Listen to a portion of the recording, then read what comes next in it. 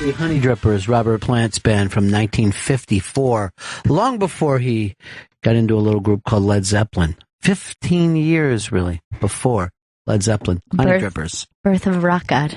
It is the birth of a rock god, which would be great cards for us to make and sell every time somebody has a baby announcement. Congratulations on your rock god. There's good rocking at midnight. That all sets up what we're doing in Memphis, GPS Memphis. That's right. GPS Memphis premieres Saturday, February 6th at 3 p.m. Deep Tracks Channel 27. That's this Saturday. Oh, I'm going to listen. I'm going to listen too. Yeah. It's not up against the Super Bowl, is it? No, thank God. Is this week Super Saturday? They never say. Me.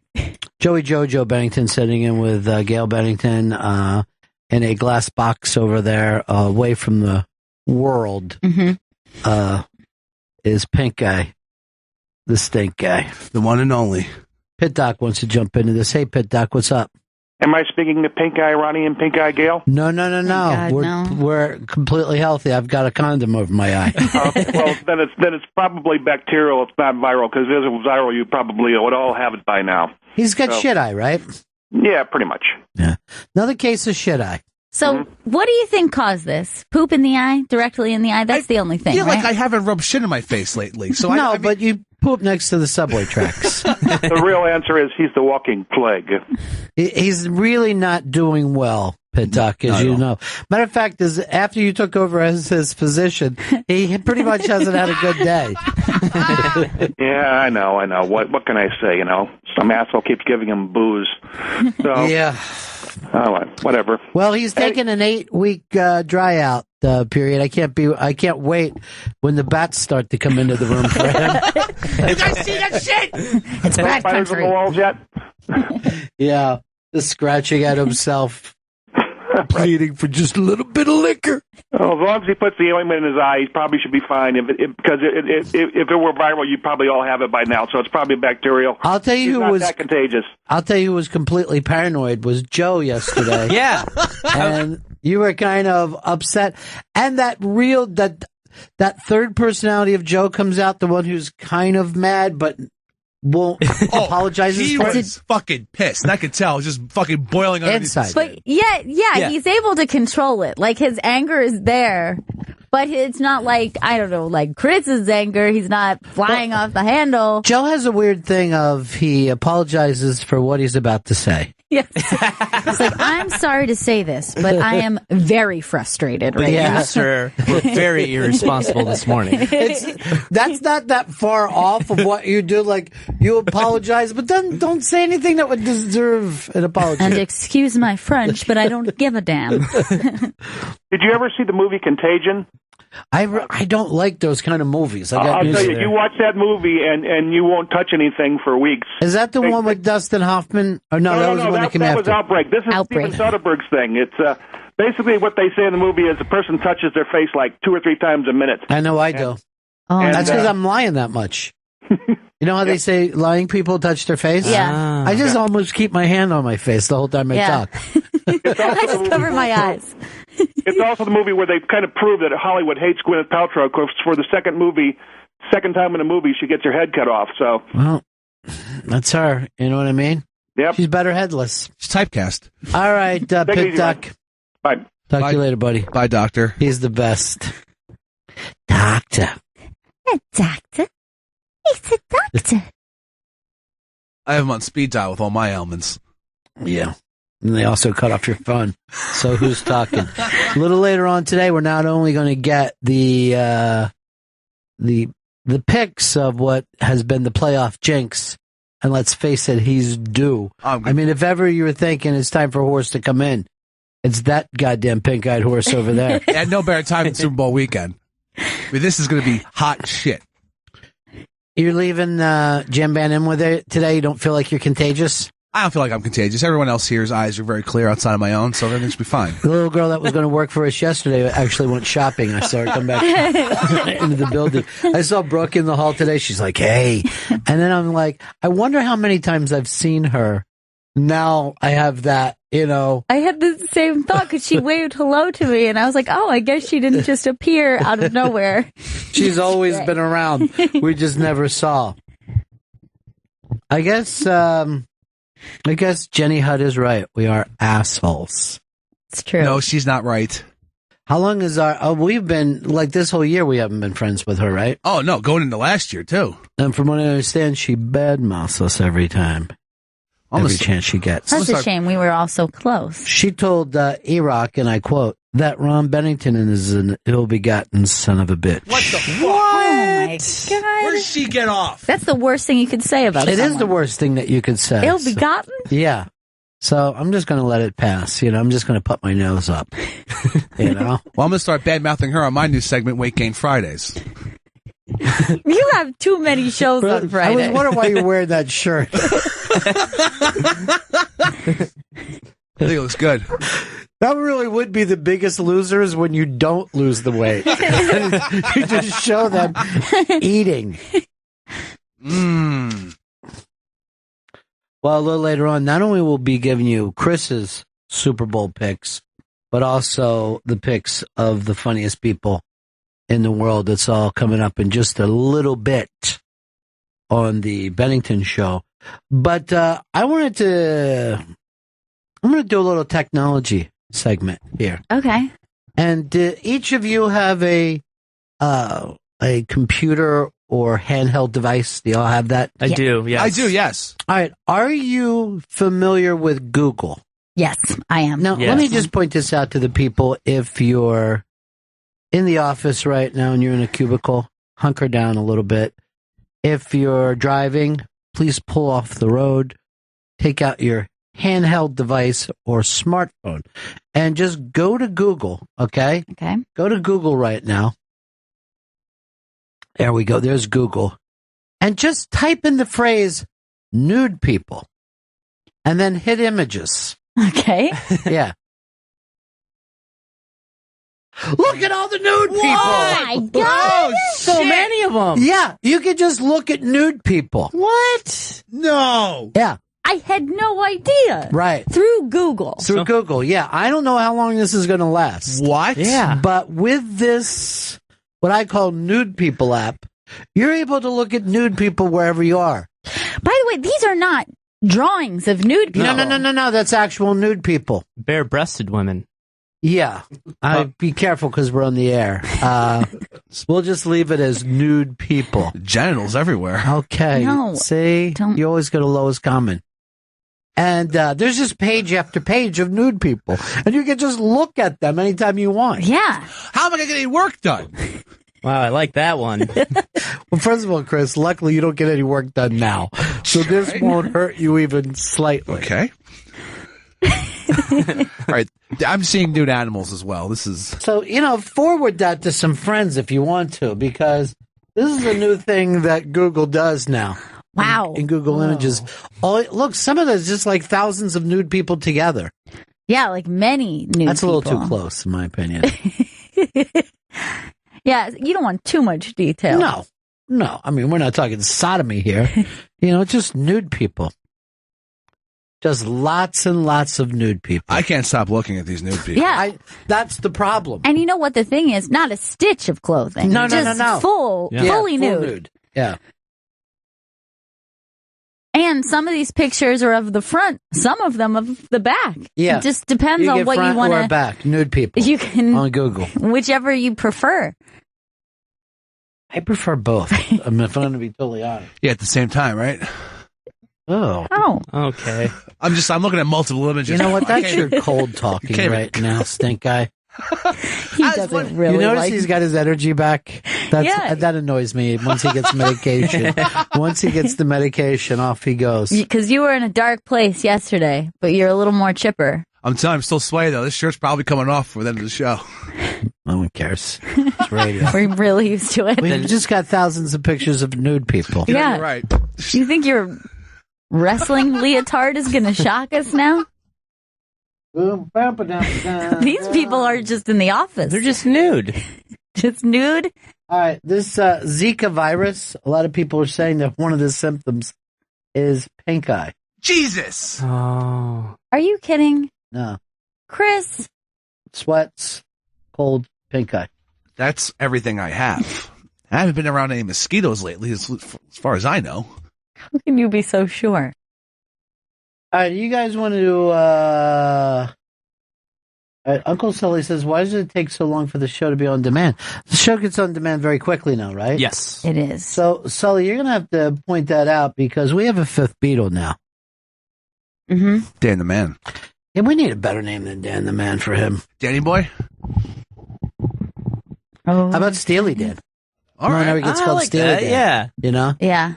Steely Dan? Steely Dan. I know Hicks goes back to Dan the Man and Danny Boy because it's the 1930s. But, let's take this show into the 70s. Let's go Steely Dan. I like that. We can take it to the 80s. Karate Kid, Daniel-san. All right, that's not bad. Not bad. Yeah, but does he practice martial arts? If he doesn't, that'd be just silly then. It's silly either any way that you look at it. There's no He's part also of this. not in Steely Dan. Yeah. Fucking Fagan is going like this. Who's that dude that can't play? He's standing right behind me. But he puts on demand up so quick. Oh, Bennington show sent me here. I tried to get chicks for him yesterday. No. Not working out. I'm not going to give up on it, though, because he is a catch. I think he's a catch and release. That's his problem. And that's something you don't want to be in the dating game, a catch and release. I know one thing. I got to get Chris married off. He's starting to, he's starting to be a little long in the tooth. Yeah. I'm an old goddamn warhorse. Yeah. Falling apart. Broken down piece of meat. Beat down. I got to think, I'm not going to live forever. I got to get him married off. Somebody keep an eye on him. I know, because you'll never rest. I think I will once I'm dead. I think I'll sleep like a baby. A dead baby. Oh, no. Well, you are dead. True. All right. Should we talk about this freak plane accident before we get into the Super Bowl stuff? It is very, very scary. Now, I don't know if they've cleared it up, but they were saying that they thought that it was from an actual explosive device. But initially they just said explosion. But there was a guy who was sitting next to where the explosion on the plane happened. A hole in the fuselage, and he gets sucked out. That's why they tell you to wear your belt. I don't know. Do you think if he was if you're wearing your belt, you're fine. You think so? Yeah. I don't know. That's why when I'm on a plane, I piss in a cup. But I do not want to be sucked out of the plane. As though that's not weird enough.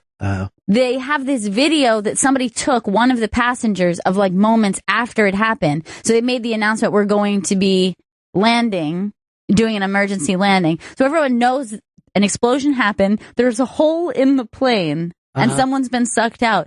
And there's eerie calm.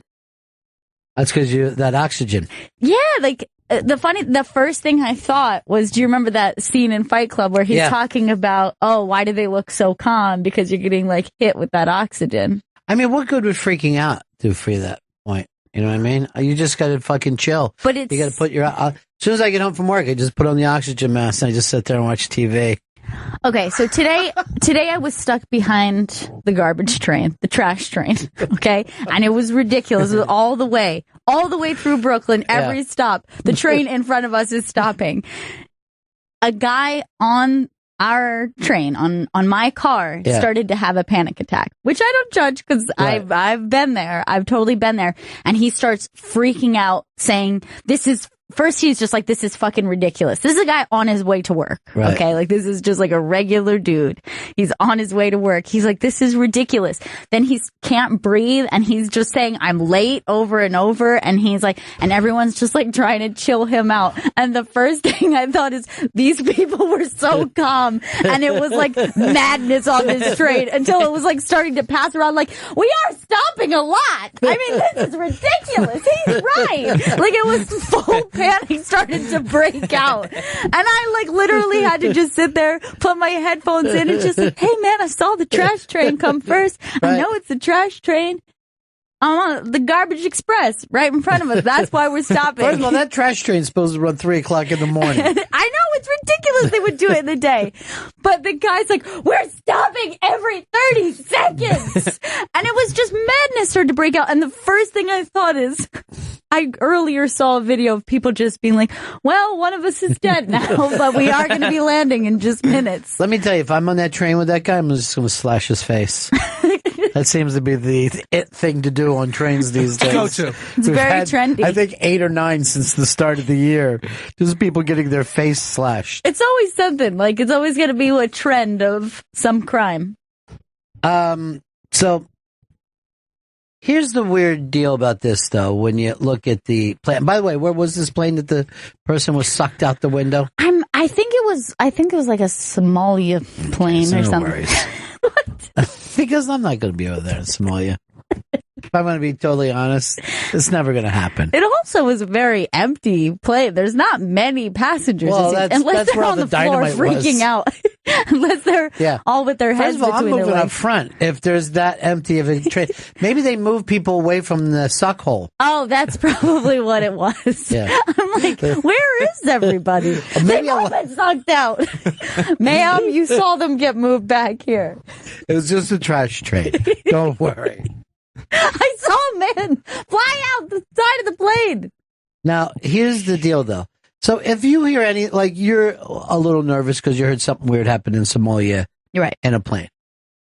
And yet, anytime that you're on an interstate or a highway or a freeway, you see horrific car crashes that for some reason do not bother us at all. I don't know why that happens because I know it to be true of my own, I'm a nervous flyer. It doesn't matter how many people tell me, oh, it's so much safer to be on a plane than it is to be in a car. People say that to you to come, but it doesn't matter. I'm not in the air. That's the problem. It's the flight. It's the whole flying part. It's being off the planet. I mean, you're literally up above the clouds. It's fucking a crazy thought still. Yeah. I'm not extreme. I shouldn't be up here. It's very high. It's so much higher than I normally go. But it's much more dangerous to be in a car. Much more. You see it all the time. The guy who ran into all the comedians that he was driving what was it, a truck of some type? Yeah, it was a big semi. He pled not guilty the other day, and we're like, well, we saw what they looked like. We already know you're guilty. You have to be guilty. The whole money thing that happened sounds like you were guilty. If you weren't guilty, why did you give Tracy Morgan $7 billion? Why is he now the richest man on the planet? Here's Teresa. Hello? Hey. Yeah. What's up? I'm done. I was just on hold, I think. Well, now you're on the air. Oh, really? All right. Well, I thought you guys would want to know that Steely Dan is actually named for a strap-on dildo. Yeah, it's out of that Burroughs. I guess it's Naked Lunch is what it was. But yes, I'm a longtime fan of Steely Dan, so I know that little fact. So, yes, it is kind of obscure, but... Not really. It's in every goddamn article about Steely Dan. Now, what a lot of people didn't bring up, though, double-headed dildo for... Oh, to share. Ooh. Yeah. Exactly. What a great party that was. I thought I saw a picture of you sleeping in a chair nearby. If I were them, I'd have just been like, yeah, we're doing it. Why do you keep saying it? Just be quiet. By the way, my friend Leslie, who's going to be here next week, she's the one who writes about movies and stuff. She told me that she's always worried about Chris and what he's eating and what he's drinking and what he's smoking. You said she got on a train and saw him sleeping. I think she said it was the N, the R. If I were to pass out on a train, it would be the N train. Yeah, she said she saw you sleeping on the N train. I said, why don't you give him a shake? But the police actually said this morning, don't sleep on the trains. It's dangerous. And Ray Kelly's standing there, and he goes like this. When I was in Vietnam in 1967, There was a Petulia Clark song called Don't Sleep in the Subway. What? And I thought as soon as he said in 1967 in Vietnam, I'm like, I'm going to hear a horrific, story. But, I saw it on New York One, and then the guy in the morning on New York One who reads the paper to us, what's his name? The friendly man who reads the paper to everybody. His name. We never remember, and we all know him. It always drops out of my head. Ew. So? Pat Kiernan. Pat Kiernan says, well, I'm going to age myself on the side of being young and say I'm not familiar with that song. I thought everybody heard that song before. First of all, I don't think that's age myself is used in that term. It's only, and you're older. All right, we're going to look to a video, Petulia Clark, Don't Sleep in the Subway. That's all you've got to do. YouTube is how you find songs. All the wherefore you walk out on me when we both disagree. That's why we go for hooks. Not what you care for. I've heard it all a million times before. Take off your coat, my love, and close the door. Don't sleep in the subway, darling. This was a big hit in Vietnam in 1967. Seems like Vietnam has nothing to do with this story. Everybody else was listening to the Doors, the Beatles, and the Stones. But back in my regiment, it's all Petulia Clark. It was the funniest shit that I saw. You try to be smart. I can't imagine it's bad enough being in Vietnam without hearing this. I'm going to lose my mind. Before we get into the chopper, boys, little safety tip. And I'm going to play this song for you by Petulia Clark.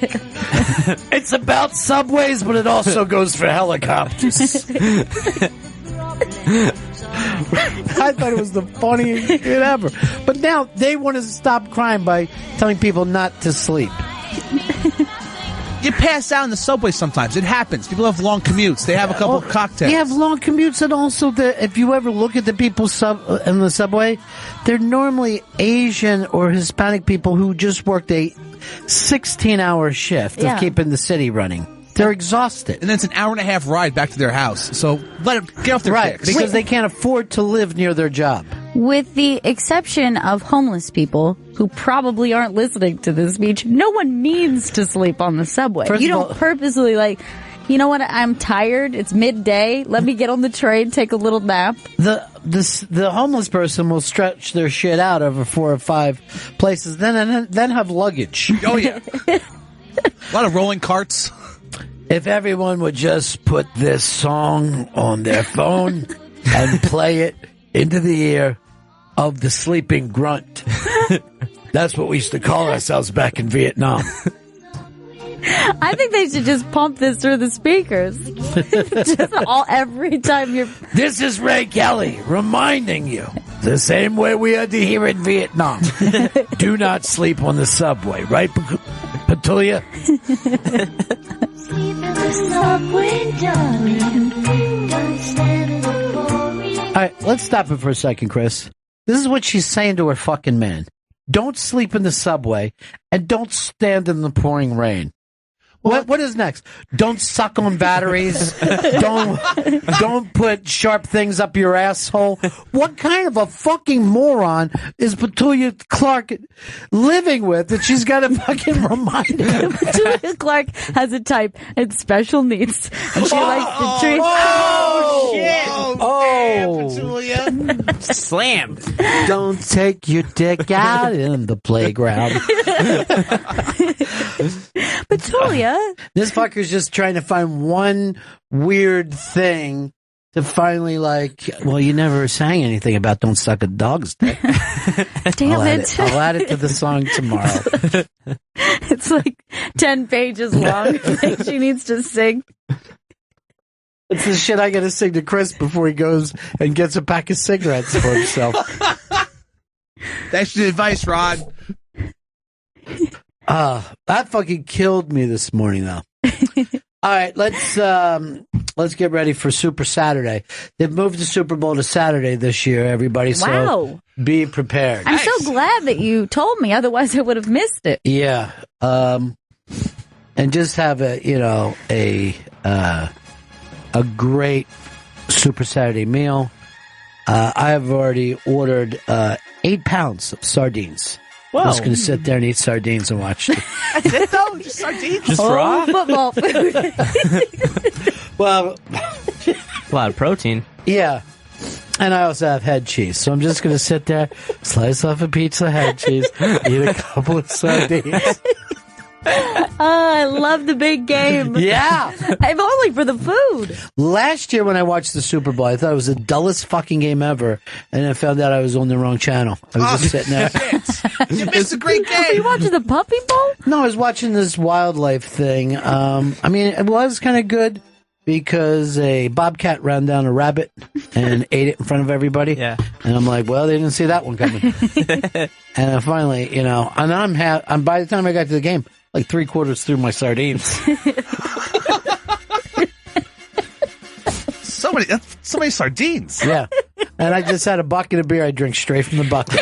Because I don't want to wash a bunch of glasses. Yeah. I'm not going to sit down and wash a bunch of glasses Oh, after. sure. If you already know that's how much you're going to drink. Plus, it's easy for dunking your head cheese and sort of. Oh! I'm gonna be sick. Why is it affecting me this much?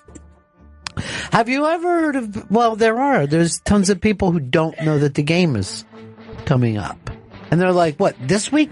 Is it?" And I'm like, "You have a TV.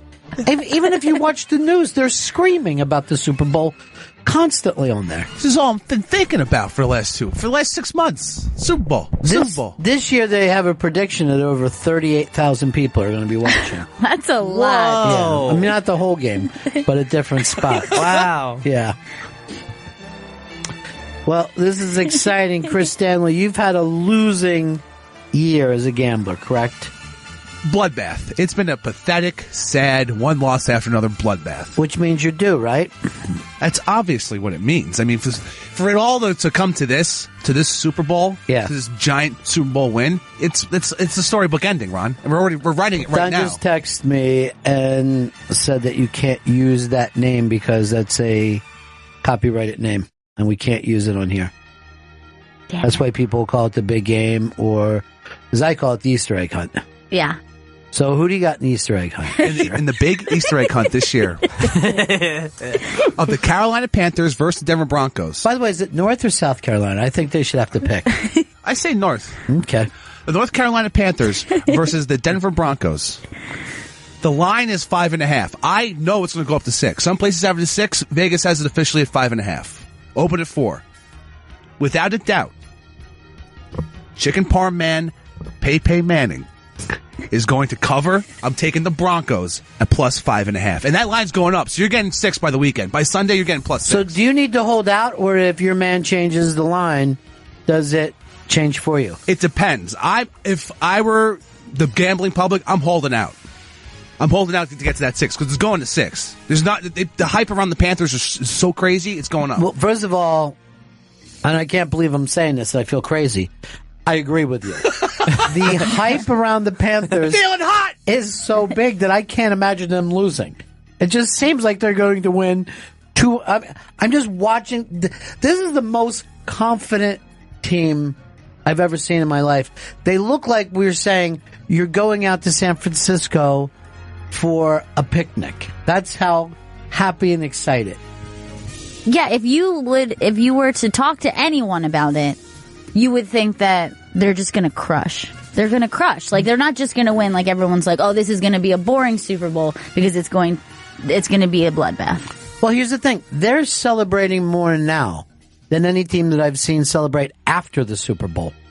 I mean, every time the coach tries to talk, they're just pouring Gatorade on them. They're yelling, I can't believe we did this. We're immortals. And I'm like, the game hasn't started yet.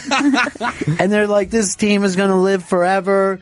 We'll always be friends. And I'm like, shouldn't we play the game?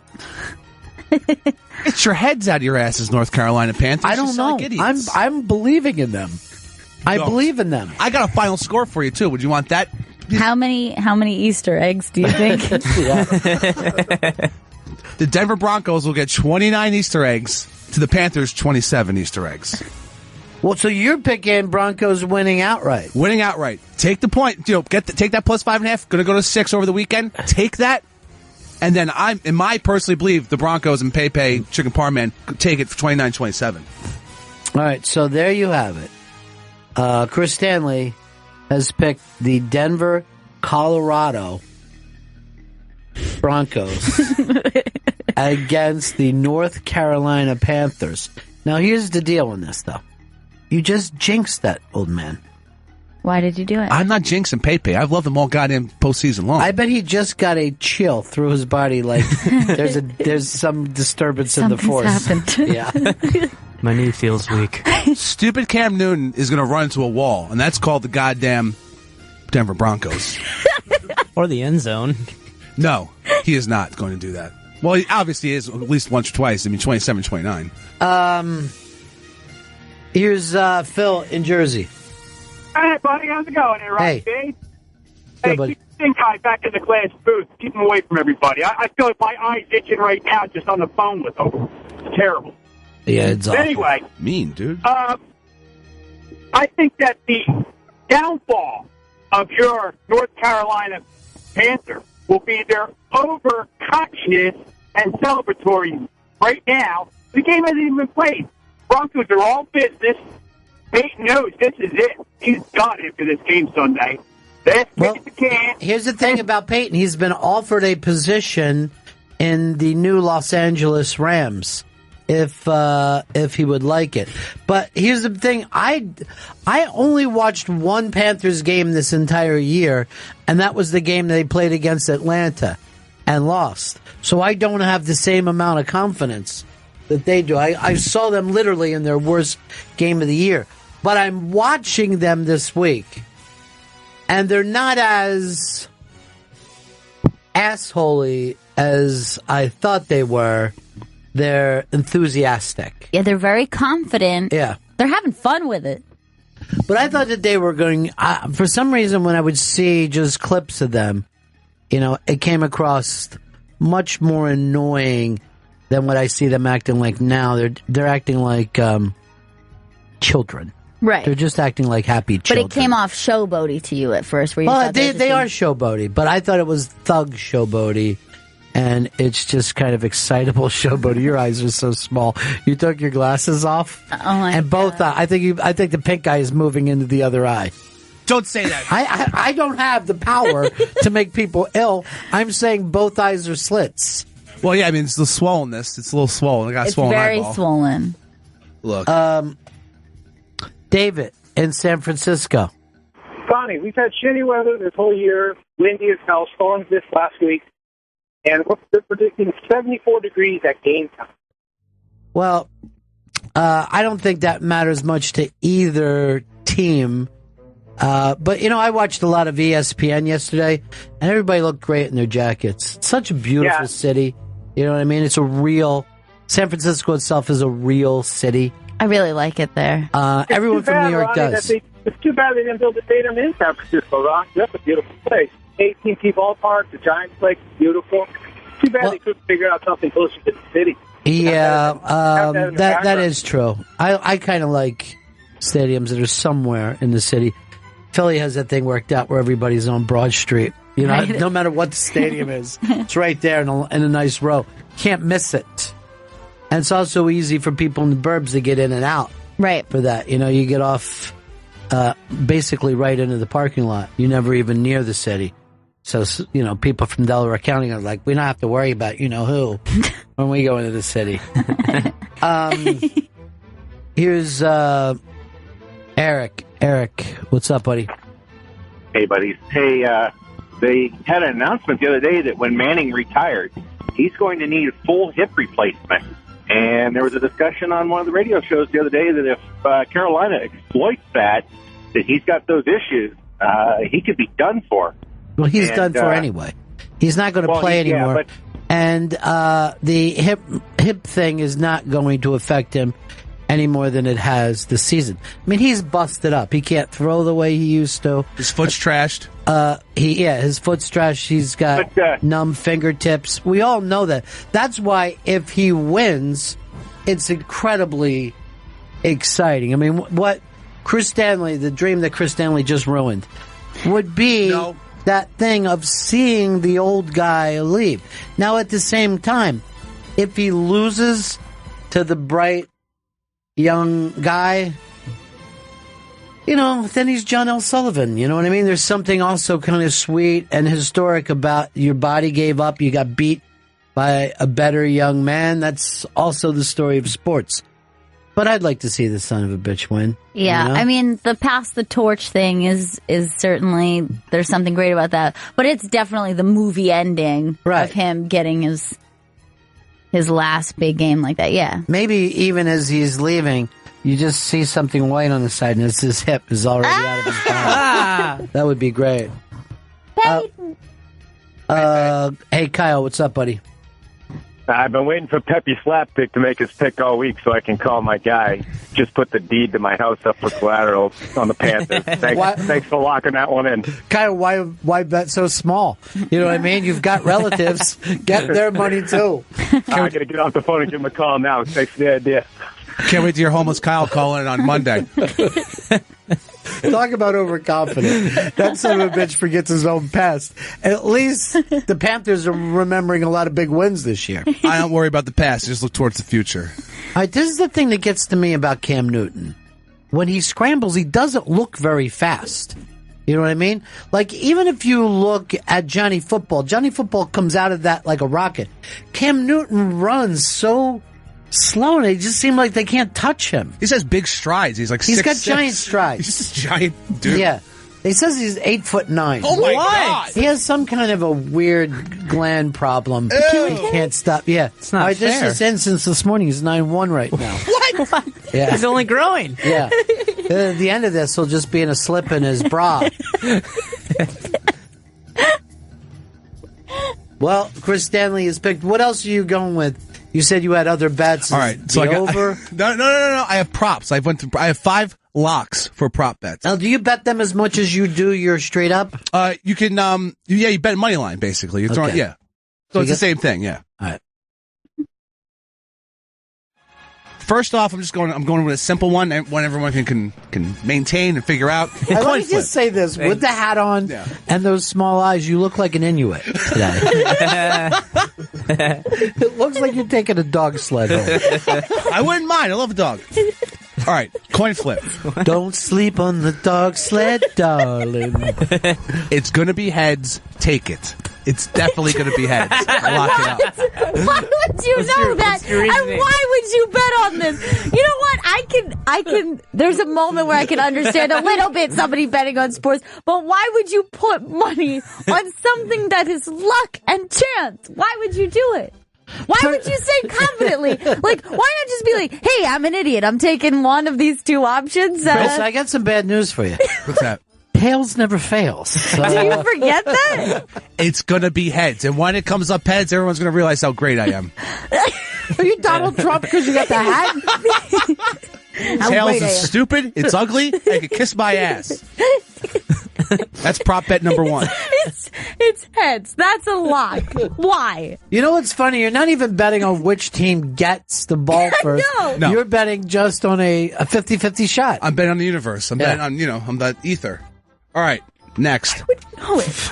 This is another prop. How many times will dab or dabbing be said by the announcers during the broadcast? I'm taking the over, which is being bet even. So that's fucking good money. You're getting back whatever you bet. So over what? Over, I think it was over 2. It's the line is 2 on how many times they say dab or dabbing. I feel good about that, too. Right? I mean, come on. Yeah. They're going to be, there he goes dabbing again, and they're going to say dabbing. Not even before. Every time they're in the red zone, let's see if they'll be dabbing in a few minutes. Am I right there? I'm guessing it's going to be 7 times they say. Every miss looks like they won't be dabbing. Who's announcing this game? Phil Simms. Just by himself? No, I forgot who he does it with. Hey, it's me, Phil Simms. I don't know where my buddy is. It's my first time out here on my own, but let's go. You know? I'll be playing both sides today. Let's see it. I mean, I grew up just like anybody else. Just a nice boy. I believe Jersey. I don't remember. Jim Nance and Sims. All right. All right, prop bet number 3. Yeah. Will the Panthers player who scores their first TD give the football to a boy or a girl? At 3-2, you got to take a girl. They're going to give it to a little girl in the end zone. I don't know, because a lot of guys don't take their little girls to the game. They take their little boys to the game. I guarantee that the PR people are looking for a little girl in those stands, and they're telling Why them. bring Puerto Ricans into this? No, public relations. You're trying to say Puerto Ricans are always looking for little girls. Yeah, Ron Rivera. Come on. They're going to give it to a girl. Okay. Lock it up. Lock that It's a shit. lock. Lock Yeah. that shit What if down. he keeps it? Prop bet number 4. Who will the Super Bowl MVP mention first? They're going to mention their team first, and that's a 2-1. You got to take that shit. They're gonna mention Against what? Against God, the city, or fans, which ain't going to happen. Coach, family, or none of the above. I was like, none of the above would be a great pick. It's team. They're going to say the team. It's going to be both of these teams. Payne's going to say the thank you to my team, the Broncos, or Cam's going to say thank you to my team, the Panthers. But ain't going to happen though. You know. I think he's going to thank Chicken Parm. I think if Cam Newton wins, he's going to scream, "I'm above the law." You can't touch me. Yeah. My final prop. Which song will Coldplay play first during the halftime show? That's a good question. Let's all sit around. Oh, we have ones that we can ponder here? Yeah, exactly. There's a Okay. list. All right. Adventure of a Lifetime, Fix You, A Sky Full of Stars, Viva La Vida, Clocks, Speed of Sound, Head Full of Dreams, and Paradise. It's like 8 songs there. I mean, they're not going to play that many songs. You know it's not going to be like Fix You. That's too down. I'm going to say Speed of Sound. I was thinking either Speed of Sound or Clocks. So since you took Speed of Sound, I'll take Clocks. I'm Joe? going to say Viva La Vida. All right. Yeah. Chris, what is your prop bet? My lock at 15-2. Wow. Fucking Clocks they're going to open with, dude. Come on, they're going to remind everyone how much they love that song. They're opening with Clocks. First off, they Lock don't it need the to fuck remind up. us. Hey, everybody, we just wanted to remind you how much we love clocks. Welcome to the Super Bowl. All right, my prediction is they're going to turn around and Cam Newton is playing drums. They're going to be so far ahead. Now, I think he's also not just going to be playing drums, but those big, weird Cuban like Congo drums. You know what I mean? Yeah. Those big. What are those things called? Bongos and congos. No, but they're not that. I mean, they're just really high in the air. I always got mad, you know, when they talk about who's the nuclear scientist, Richard, is it Feinstein or something like that, or something. But they would always brag that he also played the bongos. I'm like, that doesn't make you a genius. Everyone does. Anyone can play them. Feynman. Yeah. It's driving me crazy. My own goddamn brain drives me crazy.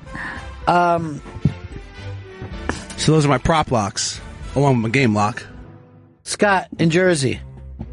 Hey guys, hey Chris, I don't ever remember ever, and I didn't pay attention to this all the time, but someone giving away a Super Bowl touchdown football. That's a really good point. I mean, that is a Super Bowl, your Super Bowl. I mean, if I would think to myself, who would I like to give this to? I would think a grandchild someday. You know what I mean? They've been the North Carolina Panthers have been doing this all season. I know they have been. Now. But don't you think to yourself, you'd like to say, fucking 40 years from now to a little child, here, Grandpa wants you to have this. It looks like I'm fucking dying from that brain disease from getting hit too many times. Wait, are you even my grandchild?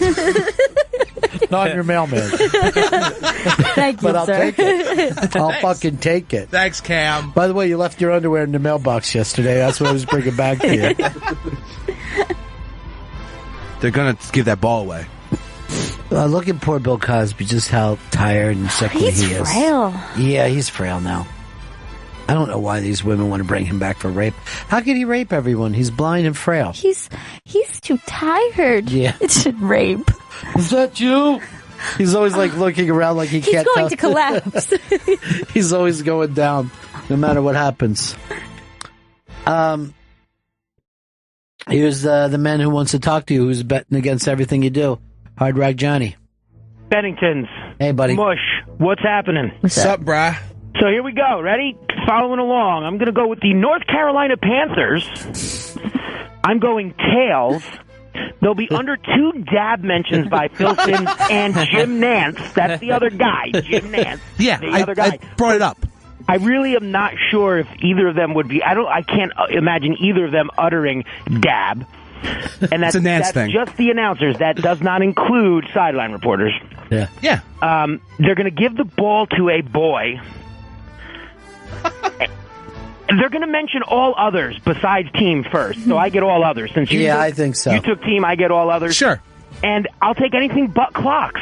All right, that sounds fair. You take everything but clocks. Let's do $20 a pop. Fine. $20 $20 a pop. Bring it, All right? Johnny. I can't wait to take your money. I can't wait to By the collect, way- although I know that's hard to do. By the way, if Johnny would have said 20,000, I'd still be in. I'm in. He doesn't have it in himself not to see this thing as already a lock. Yeah, it's a lock this fucking way with this guy. Me. Yeah, I know. I see it.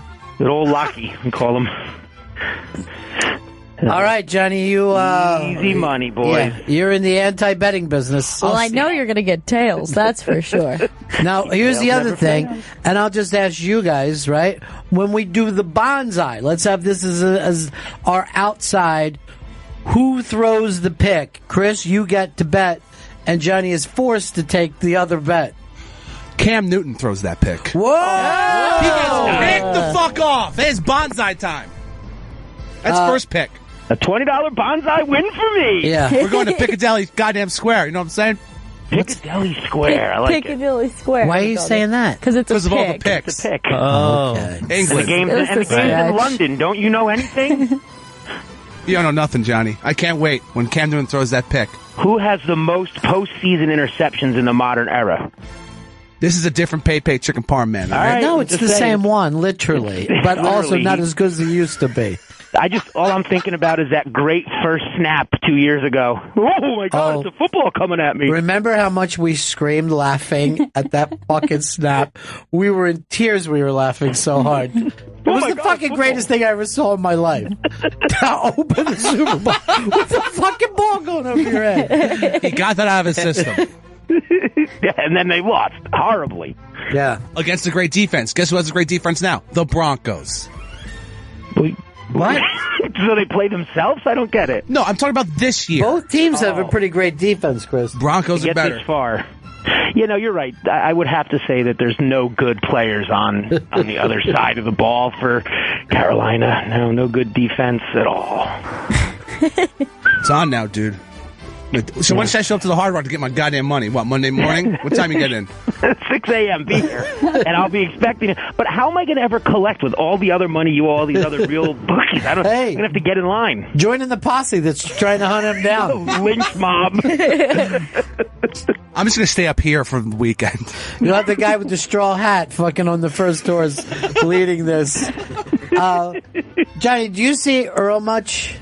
I haven't seen him a lot lately. Man, me and Eastside Dave were just laying him out and fucking text and emails the other day till he finally unblocked Dave. Finally. We found out he blocked Dave years ago for teasing him about apple juice. He knows he's sensitive. He about is that. sensitive. You never know what he's going to be sensitive about. He was a sensitive fella. Yeah. I might see him tonight. I'm kicking around tonight, so I think he's working. Oh, well. You guys watching the game together? No, I will not have Earl with me at my brother's house. No. Who do you eat sardines with when you watch the game? Who do you get together with? You mean the Easter egg bowl? We go we go to my brother's house. He has like 30 people over. He's got 3 different rooms with TVs in them. I can't watch like that. Well, no, we take the one room that we sit in is like the serious viewing room. That is the living room, is the serious viewing room. Everyone else is in the kitchen, or the kids are downstairs with their own TV. All right, Chris, go over your bets again incredibly fast. You're taking the Broncos at plus 5.5. That's probably going to be 6 by the weekend. And then you're going to take the coin flip, which is heads. Well, the Panthers are going to give the first touchdown to a girl. the Super Bowl MVP is gonna thank the team, and Clocks is the song that Coldplay will play first. And you forgot about the under and over for dabs.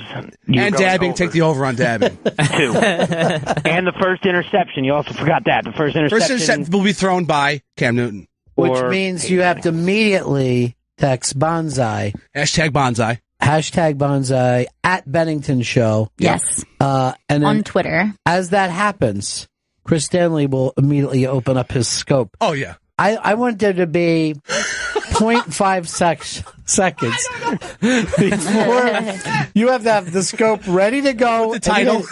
With the title. Just the title will be Bonsai. And then you pop in, because I want you on Periscope before the guy's tackled. I want it to be that fast. Now, for a gambler like yourself, is this the biggest, Yeah, biggest it's just so fun, and it's just two teams, and I like that the line's been moving up, because I love that. I love that it moves, because a lot of times it'll stay. The week after that, you ought to bet on Daytona next week. You think? Give them a little bit of that action. I mean, I'll get a taste. I'll get a taste for myself. Yeah, wet your beak, Got to figure out how to bet on that, but I'll go for it. All right, should I break and do the funniest people pick? Yeah, let's break. When we get back, the funniest people in the world give their Super Bowl picks. And I'm talking about people like Tom Segura, Pete Davidson, Nick DiPaolo, Joe Machi, Joe List, Gino Bisconte, Jason Nash, Dave Smith, Todd Barry, Judd Apatow, Ari Shaffir, Bridget Everett, Dan Soder. This is a wonderful list of people. We'll have them all next with their Super Bowl picks. This is Bennington. It's the Bennington Show. Young Gail Bennington hanging out with us. Hello. The burnout drunk addict, Stanley Bennington, hanging with us. What's up? Jojo, who just smashed his face into a TV set. Good. Bennington hanging with us? Yeah. Why would you smash your face into a TV set? I didn't see it come until the last second. Wow. That was so scary because he caught that TV right in the corner. Right in the eye. Right in his eye. And he wears glasses and I thought they were going to shatter. Well, hopefully Chris didn't put his eye on that corner of the TV. I actually did. Oh, no. That's my scratch spot. I'm screwed.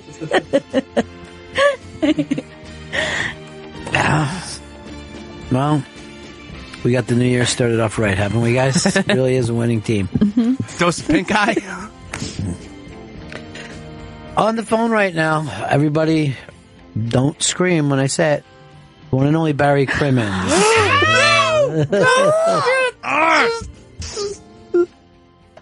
What the hell is going on with this phone? There it is. Barry Crimmins, how are you, buddy? I'm good. Hi, Barry. Hi, everybody. Hi, Gail. Hello, Stanley. Hello, JoJo. Hello, Ronnie. I'm going to make my pick now. And I want to tell you my thinking. I'm picking Carolina, and here's my thinking.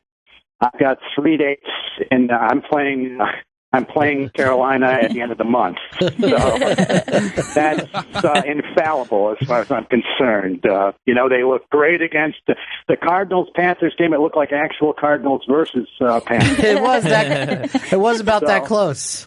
Yeah, it was about that close. Not as interesting, though. Barry's up in New Hampshire, and I'm up at the beating, yes. The Book and Bar in Portsmouth, New Hampshire, is actually one of my favorite towns. It's a beautiful town. Yeah, it really is. It's a lovely town. And then Monday night, the eve of the primary, I'm at the Shasky Pub in Manchester. And then I might make some appearances on behalf of Bernie so that he can look like a moderate. Now, are you a Bernie guy or? Yeah, I was forced into it. It was the damned red baiting. It's like these people are McCarthy, they're McCarthyists, and they don't even know it. Right. They don't even know what they're doing. There's a horrible portion of American history. Socialism is just an economic principle. It's not democracy versus socialism. If we had more democracy, if everybody's vote really counted in this world, we'd have more socialism because most people in the world are poor as hell. And they would want a little fairer shake. That's all. I mean, and if people are so scared of socialism, then perhaps they should denounce the Pentagon. So So are you have you been taken off the air yet? No. Are you going to be on the road, kind of where he is, or just happens to work out that way this week? I've offered my services, and they're probably deciding whether or not they need to be associated. Yeah, right. But I worked for him years ago. I helped get him elected to Congress, and I've known him for a long time. And here's the thing: I don't need a leader. All this talk of leaders is this distraction from the fact that the system is pretty corrupt and there's a lot of problems with it. I don't need a leader. I'm not on a field trip. I'm not a moron. I know how to get to the museum on my own. So what I liked about Bernie is he doesn't run to be the leader. He's running on the idea like we got problems with this system and we got to fix some stuff. And so I do like Bernie, but I'm not. That doesn't mean I have to worship him or be totally dogmatic about him. I certainly disagree with him on guns and a couple other things. But all in all, it's the best we can do as far as I'm concerned. Now, everybody, start your red baiting. Now, what's your thought on Hillary? I just wish that someone would tell Hillary the reason they invented a microphone is because your voice can be amplified when you use it. And by the way, everybody who's for Bernie should send Lloyd Blankfein a very polite thank you note today for him saying Bernie threatens the poor millionaires. Those poor billionaires, rather, like, oh my goodness, a man can't even feel safe while his manservant addresses him anymore.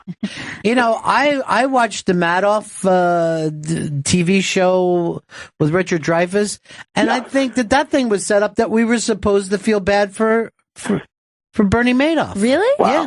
Wow. Yeah, I mean, you Dreyfuss is kind of, I didn't know how I got into it. Hear him talking and you start to go, I feel sorry for Richard Dreyfuss, all the trouble he has right now. Yeah, well, I'm glad that Bernie Madoff is the goodbye man. So, it's a reference to an old Dreyfuss song.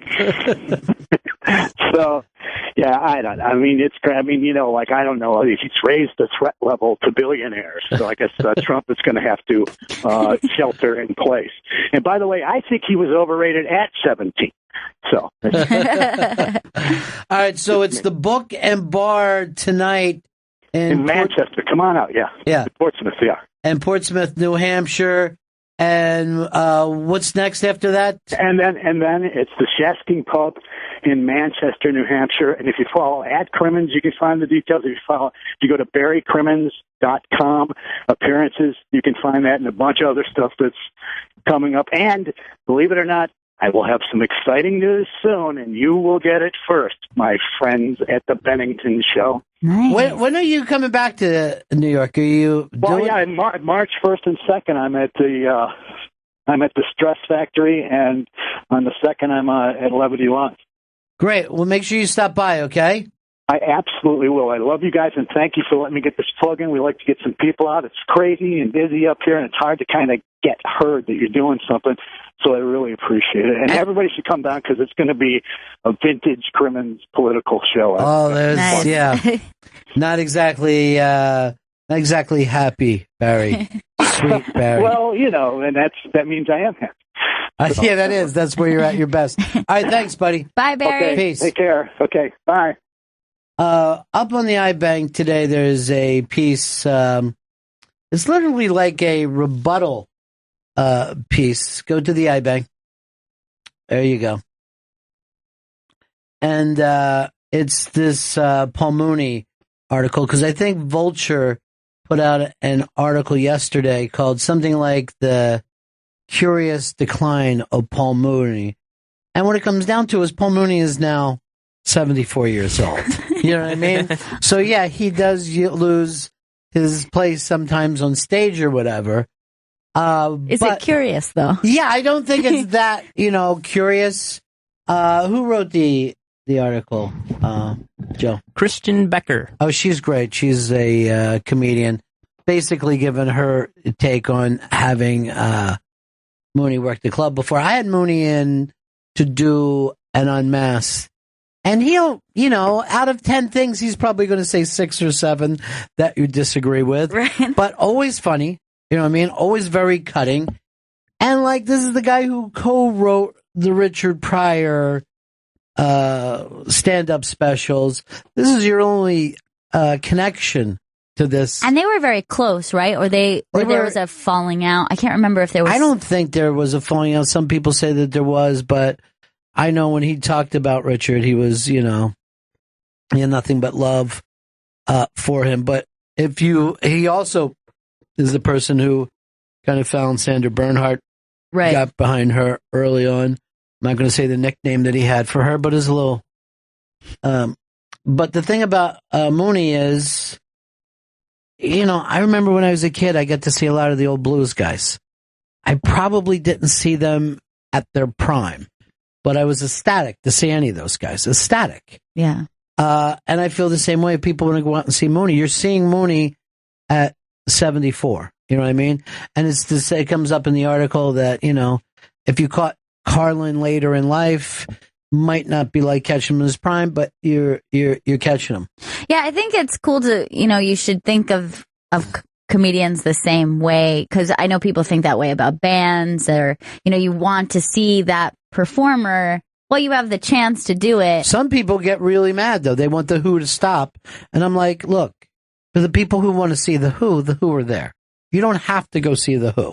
No one's forcing people onto trains to go, like, why don't they just hang it up? And I'm like, it's none of your fucking business why they don't just hang it up, I saw Carol Channing do Hello, Dolly, like, obviously very late, right. And it was like a revival of the role that she once did, and the character is supposed to be really young, and obviously it's not going to be the same level of performance, but I was a kid and just thinking, like, man, I'm really excited that I get to see this. Yeah, now you'll be, like, imagine telling your grandchildren that one day. They're going to be like, what? Yeah. How are you even alive? Like, if I ever hear anyone who ever tells me that, they were at some game that Joe DiMaggio did something, it's always fascinating to me. Yeah. It's always, it just ups it. But again, that's up to each person. I know I did an unmasked with Pat Cooper, probably not too long before he retired. And he was just, crazy as a loon. And slayed that. You saw a certain style of comedy that's probably, kind of leaves with him. He's the last of that kind of generation. But I see no reason that Mooney should stop before he wants to stop. Right. If they're saying someone is doing something or taking his money, there's one way to look at it. But they're just saying, who wants to see him sit up there like that? Whoever wants to go. That's who gets to go. Anyway, it's up on the iBank. Check that out. Chris, people already, betting against you, legendary Barry Crimmins. I get it, Barry. They look at my past performance and they're trying to figure out, okay, if he's been... Maybe not only that, Chris, they also are looking at these two teams. And then at your eye. People are ignoring the Denver Broncos defense. Right. Let me just apologize for what Gail said about your eye. You have every right to work here with a pussy leaking eye. Thank you, Ron. Yesterday, you were kind enough to wear glasses. Today, I'm watching it just drip down your... That's both eye juice. There is something running off that is not a tear. It's much more solid. It's viscous. Oh, God. This looks like you're melting. Your eye is melting. I just keep thinking he's winking at me in there. I've already emailed HR. No, it's the eye. It's a bad eye. I emailed HR Puff and stuff and said that I'm a big fan. And You didn't get anything back, did you? I might get a little, but I can't get enough. Little song lyric for everybody. God. Did you? No. You even know who he is? Sorry. No. All right, let's jump into this. This is the funniest people in America, and they are giving out their picks for the Super Bowl. Who we got first, Chris? Mr. Sam Morril. I love Sam Morril. Hey, this is comedian Sam Morril. You might know me from my hit album, Class Act, or my constant bashing of comedian Joe Machi. So the Super Bowl's coming up Sunday. The Panthers and the Broncos. I think it's got to be I'm going to go with the Panthers. I think they're going to win 38-17. Cam Newton's too fast. He's too strong. Peyton Manning, one hit, and he's Christopher Reeve. So I hope he doesn't get hit now because geez, I'm going to feel terrible. And the halftime show is Coldplay. So get ready for some real football fan action. Coldplay and football. Those two go together big. They're really trying to restore their image to women, I think, because that's like some yoga music. They're good. It's just yoga music. That's how I look at it. But what else? Cam Newton is going to be the MVP. Can't be stopped. This reminds me a little bit about when the Seahawks played the Broncos. So I think that's what's going to happen. If they win 38-17, I want Joe Machi to go on air and say, I am not a man, and I think Sam Morril is a better comedian than me. But if they don't win any other, he doesn't have to do anything. He hasn't agreed to this, but I think he should agree. I think it'd be fun. There you go. That's my rambling scoop. As the rambling scoop. By the way, I don't think any yoga center plays Coldplay, no matter Way what. off, Sam. That's why I don't trust that 38-17. 38-17. Sounds kind of reasonable, though. Yeah, it does. The way he made it sounds like you're going to lose, Chris. It sounded rambly. Who do we got next? Mr. Joe Machi. Okay, this works out.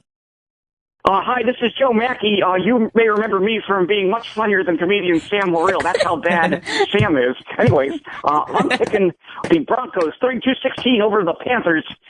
Did you know that the Broncos, the Panthers weren't even a football team when Peyton Manning was born? He's got so much more experience than they do, and Cam Newton has let himself become distracted by calling people racist if they don't like his dancing. You're supposed to do that after the Super Bowl, not before. So I think it's going to be Broncos 32-16. Watch out. Mackey is incredibly conservative, and he definitely would have picked the Colts over the Jets. You know what I mean? Like, who do these new highfalutin guys think they are? But I would have bet cash money that he would have jumped in on the Broncos. All right, who we got next, Chris? Mr. Godfrey. Oh. My pick for the Super Bowl is definitely the Carolina Panthers, and the score will be 38-7.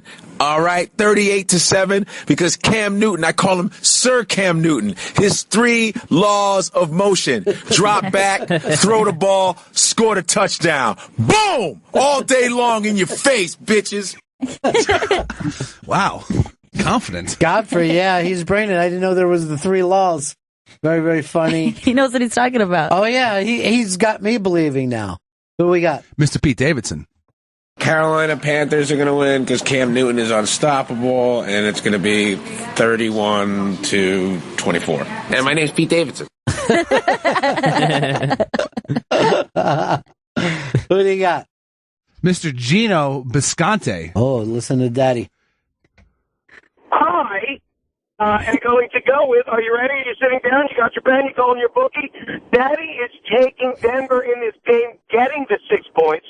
It will be up to, I would hold off, the line's going to go up to 8 by kickoff, because the bottom line is everyone is so enamored with what Cam Newton and that offense have been doing, that they aren't noticing what Denver's defense has been doing, and defenses always win Super Bowls. Do I think Denver's going to win this game? No. I see the final score being something like 24-20, a Panther win, because Cam Newton has just been incredible on offense. He's put balls in more hands of little boys at Ericsson Stadium than Michael Jackson ever did at the Neverland Ranch. Am I right? But one thing we know about Peyton Manning is even though he's got a little bit of a noodle for a brain and a noodle for an arm, his defense is going to rally around him. I am taking the Panthers to win 24-20, but people, take the Broncos and the points you're getting. Those are Gino's picks. Gino Bisconte, even though he's picking the Panthers, it's a win for Chris Stanley. Thank you very much. Yeah. I mean, he's predicted plus 8 by Sunday. Yeah. That's You wild. better hold on to the last second. Oh yeah. But I kind of agree. I mean, you think it's going up. He thinks it's going even further. But I don't know whether you've been watching ESPN, but it's just a Panther party. It's been going on, and everybody who comes on is saying the Panthers. So anyone who's not kind of a hardcore football gambler, just the everyday person, they're all going to pick the Panthers. All the money's going on the Panthers. Yeah. That's it. That's the fucking shit. And they're hearing from, their friends, hey, they'll win by 30. Of course you're going to bet that way if you've never bet. Easy money, then. And you should have a bet on this game even if you don't bet all year. This is like the $1 billion lottery. You're not a lottery player, but you're like, I want to be part of the excitement. Make it interesting. Have some fun. Yeah. Who you got? Nate Bargatze. Oh. For the Super Bowl, I believe the Carolina Panthers will win. The score will be 24-10. I think it will be a close enough game to keep us excited, and then Carolina's going to just pull. I just think how much it'd be great to see Peyton go out on top. Carolina's too ridiculous. I think they're too ridiculous of a team, and you're going to see Cam doing all the stuff he does. Superman, whatever it is he does, people will hate him even more after this. But Carolina Panthers 24-10. Go ahead and book it. Everybody bet on it. I'm 100% right already. I promise. All right, Nate Bargatze, and he actually has me thinking that he is right. And Chris is wrong now. Don't listen to Bargatze. Yeah, but you know what? There's like a kind of a wisdom to a Southern accent. You know what I mean? It makes you think like that someone is wise. Yeah, he seems so like wise. he's just sitting out there next to, I don't know, on the porch, next to some pickle barrel, and he's smoking a corncob pipe, and I've seen it come and go, Like there's a wisdom, and he understands how nature works. And he was Comedian of the Year. Yeah, he won it. What did he say? It looks like he just either blew his nose or rubbed his eye juice, threw it somewhere that I could not tell, and then said to someone in the booth, "Don't touch that." Don't touch that. What did you have there? All right, I scratched my nose with my pen cap. Ew. And then I realized, oh my God, I got eye juice on it. I got to wrap it in a napkin and throw it in the garbage. I missed the garbage. And then I saw Jab Bag get up. I said, don't touch that with my mic still on. This literally is Outbreak 2. Oh my God. Ugh. Embarrassed of our show. All right, who we got next? Tom Segura. Oh, great. I'm going to tell you what's going to happen with the Super Bowl. I realize a lot of people want this to be the storybook ending for Peyton Manning's career.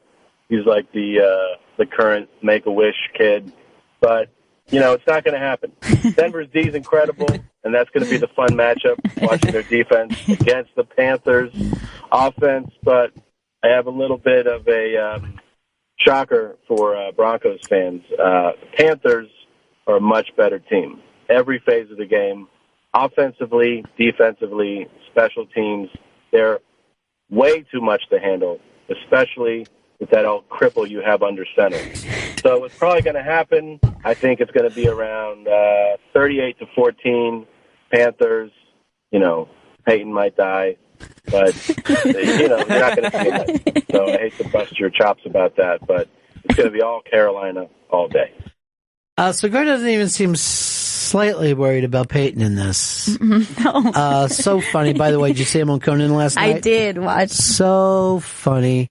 I remember saying to my TV, "Shut up, Conan. It's a story. He doesn't need help." Tom Segura's talking. Everyone be quiet. He's so funny, man. He's the best. So great. There's no one else's delivery like his either. Yeah. It's just a very strange. And the way he's sitting in this chair, it's like he's not even that involved in this. It's the voice is just at this place. But, we're up in the air right now, so I can't do it. We're on a plane.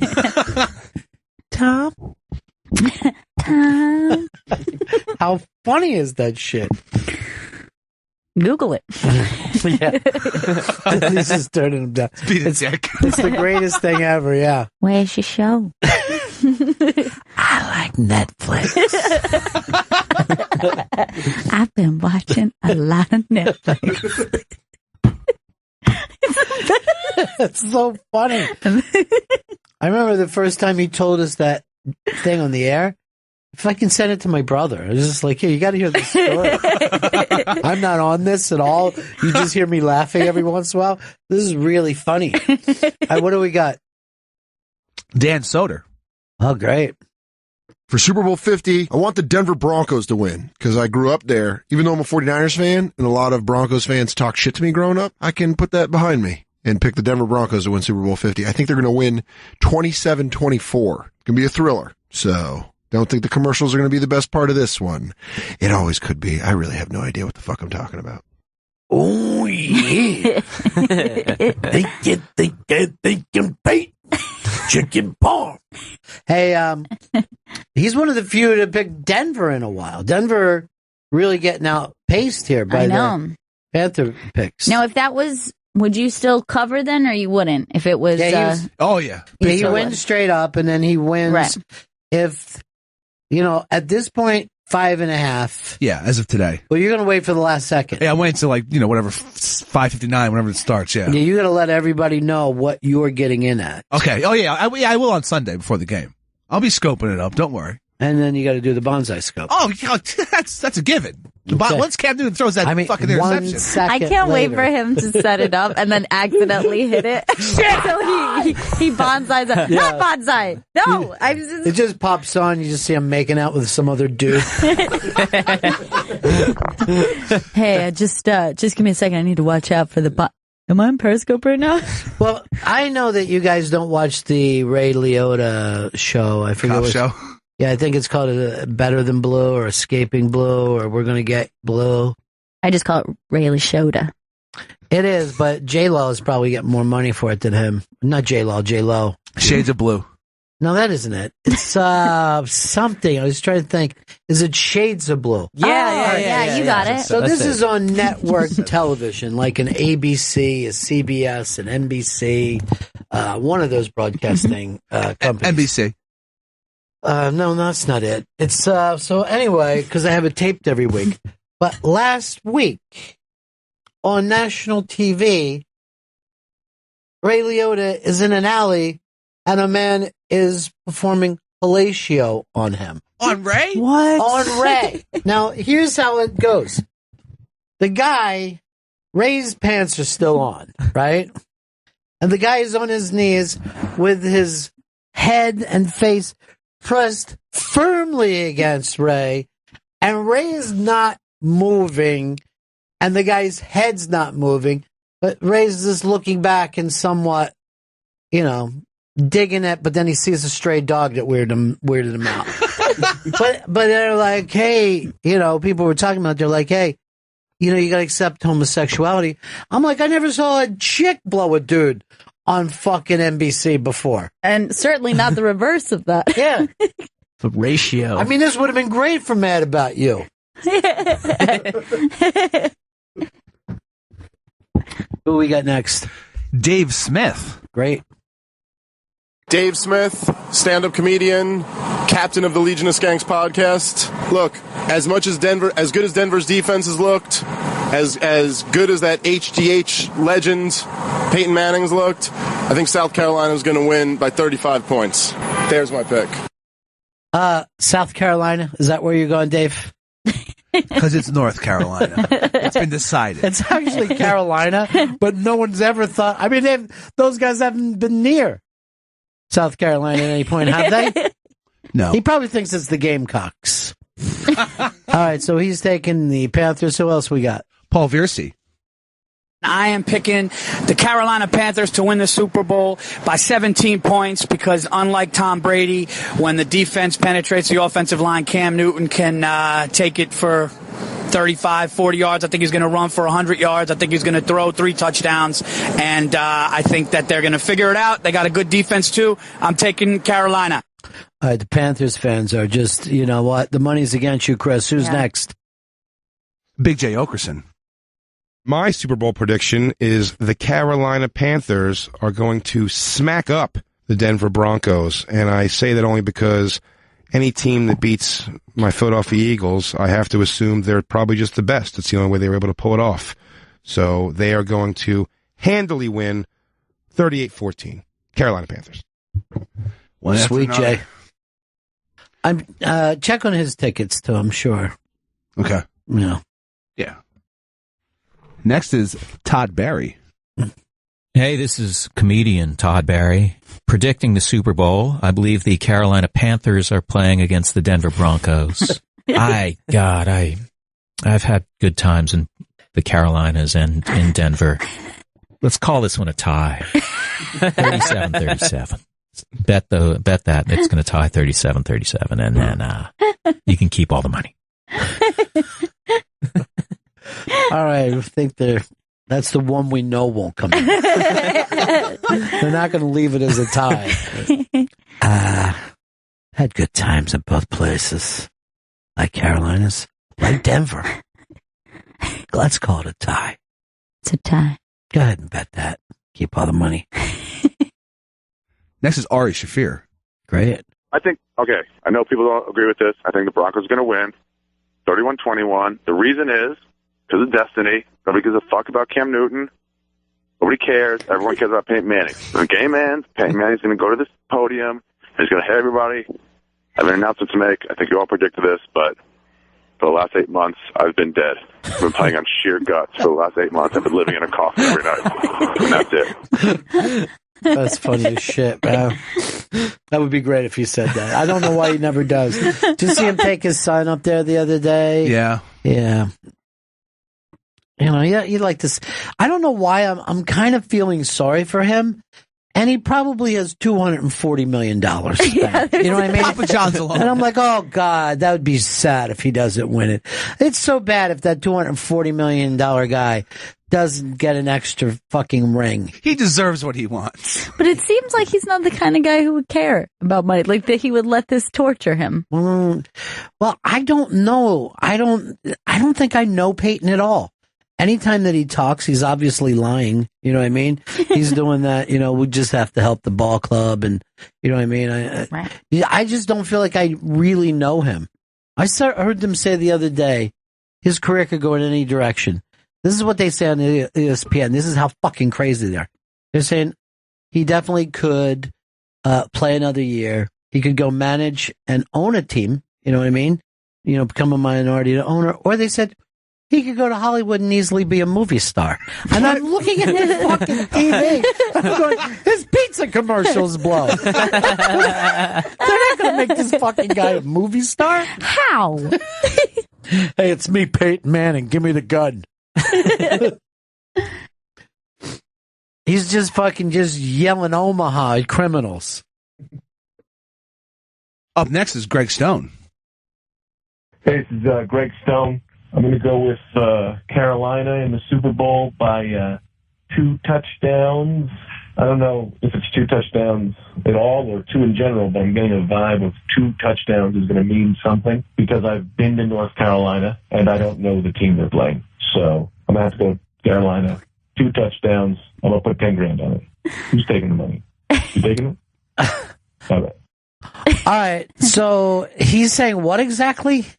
Carolina's going to win by 2 touchdowns. They're going to win by 14 points. And he's putting $10,000 on that.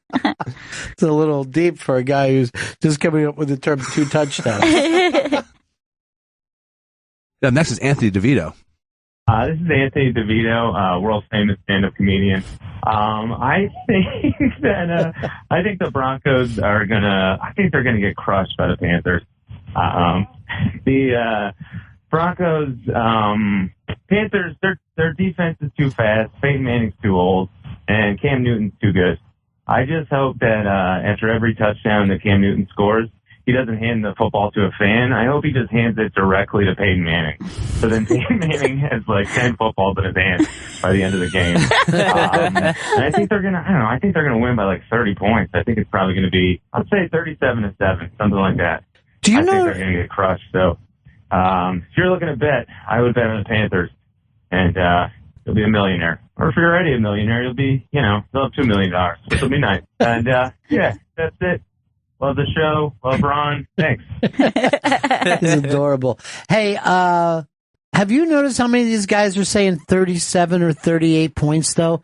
It's coming up a lot. Yeah, it's very common. And that's one of the bigger margins, too. Well, yeah, but to score 38 points, it's 5 touchdowns and a field goal. It's going 6 times already. Wow, that's weird. All right, we got to keep this thing rolling along. Mr. Pete Lee. I think that the Denver Broncos are going to win the Super Bowl against the Carolina Panthers. The score is going to be 27-24. It will be very close. And I guess I think that the Broncos are going to win because Peyton Manning is going to go out like Elway, and he is going to retire a Bronco, which is fitting because he has the same receding hairline as the Denver Broncos logo. That was great. Next is Jason Nash. Where? Right here. It's the Broncos versus the Panthers. And, a Panther seems much more better than a Bronco in terms of a fight. You know, a wild panther would eat a horse quickly. And so I would say that the Panthers, I know nothing about football, so. Jason, your voice has gotten so deep. I haven't talked to you in a while, but remember a very much higher voice. Next is Mike Vecchione. Oh, God. I am predicting the Super Bowl right now, and I'm going to go with Carolina over Denver, 37-6 in a blowout. And the reason being Cam Newton, Superman. That's the reason. I kind of hope for Peyton Manning, but I don't think it's in the cards. Peyton Manning he's a legend, and there's no getting around it, but I think it's Cam's year. Thank you. Thank you. Very nice of you. Very proper. Yeah. Boy, another 37-pointer, right? Yeah, it's 7 now. Wow, it's crazy. Here's Giannis Pappas. Carolina is definitely going to win this Super Bowl. Score is going to be 37-10. They're going to get a touchdown and a field goal. That's all the Broncos are going to do. Carolina is going to run all over them. Why are they going to win? Because of Peyton Manning. Because of how old he is and how much of a choker he is. Look, I'm a New Yorker. I'm an Eli guy. In the playoffs, in the Super Bowl, I'm taking Eli, dude. Took down the Patriots twice. He's got balls of steel. Peyton, he threw a pick 6 to lose a Super Bowl. He is the more sensitive of the Manning brothers. He's going to lose again, dude. It's going to be sad. That was harsh. Really? You know, I know there's a lot of people, if you're not for Peyton, you kind of hate him. You gotta be for fucking Pepe. He's a chicken parm man. You're just saying the same things over and over. It's just fun to call him. Yeah, I know it might work on your stupid scope. All right. But we're adults sitting in here. Yeah, we're not going to call him Pepe. He's a man. But forget, I don't want your opinion. Let's keep going with this. Here's Emma Woman.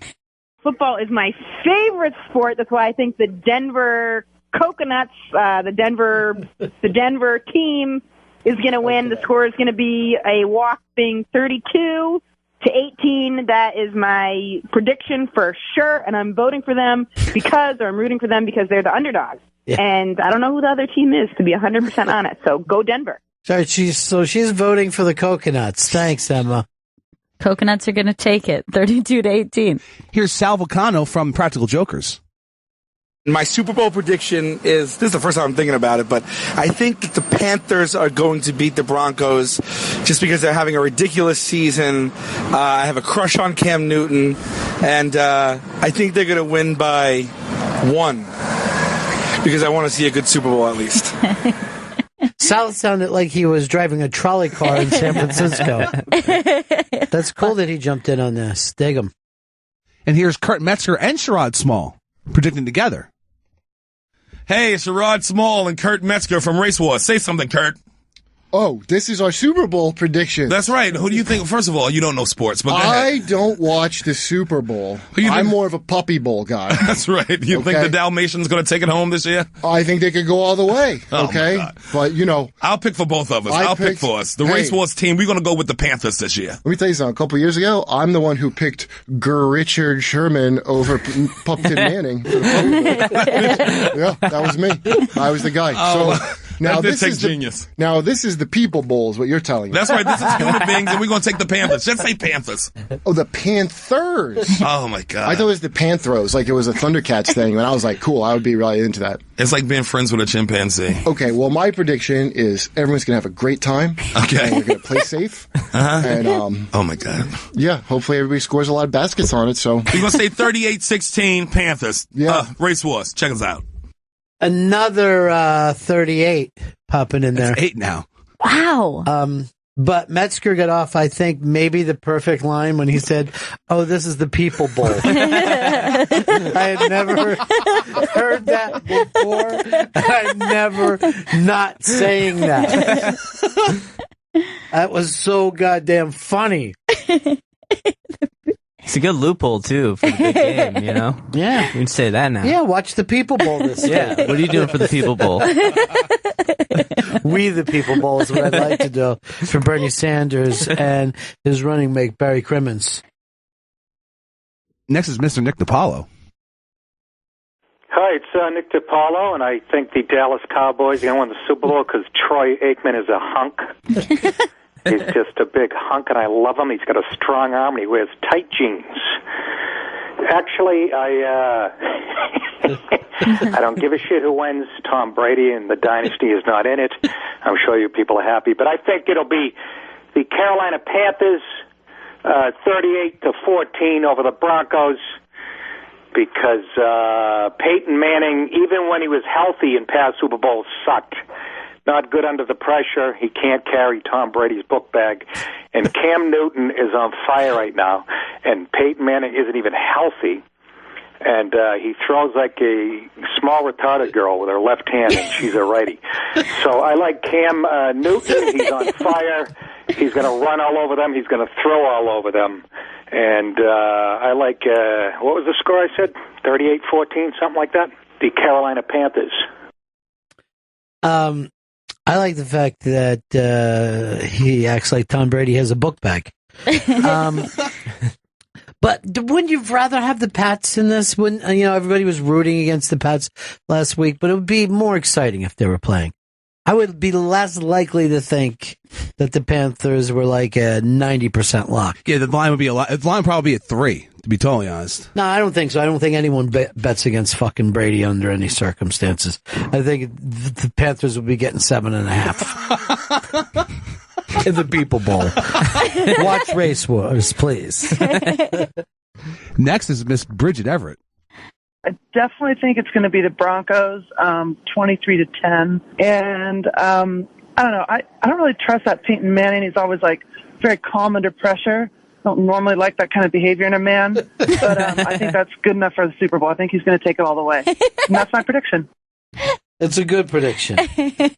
I like the fact that calmness I don't trust. I don't trust it. Here's Mr. Judd Apatow. Hi, this is Judd Apatow with my thoughts on the Super Bowl. I haven't really followed it this year. I'm not sure if Joe Pisarcik is still playing for the Giants. Is Harry Carson a part of this? Where's Lawrence Taylor? I think I'm behind. Judd remembers when he was 16, going back to that Super Bowl. Which also, I don't think anybody thought the Giants were going to win, right? No, they weren't favored. No. They're very rarely favored in a Super Bowl. Oh, it's like that's a joke. The Giants. Yeah, what are the Giants doing here? They're idiots. Bunch of losers. Here's Joe List. Hi, I think the Carolina Panthers. I'm Joe List, and I think the Carolina Panthers are going to win by 14 points because Peyton Manning is old, and I think African American quarterbacks are superior and have larger, genitals. He's the second person who just said 2 touchdowns. I know. You can tell who's not really a sports fan. A sports fan wants to flaunt their expertise. Like me, 29-27, Denver Broncos. It's going to happen. Yes, like you, Chris. It's always like fucking you. Here's Bonnie.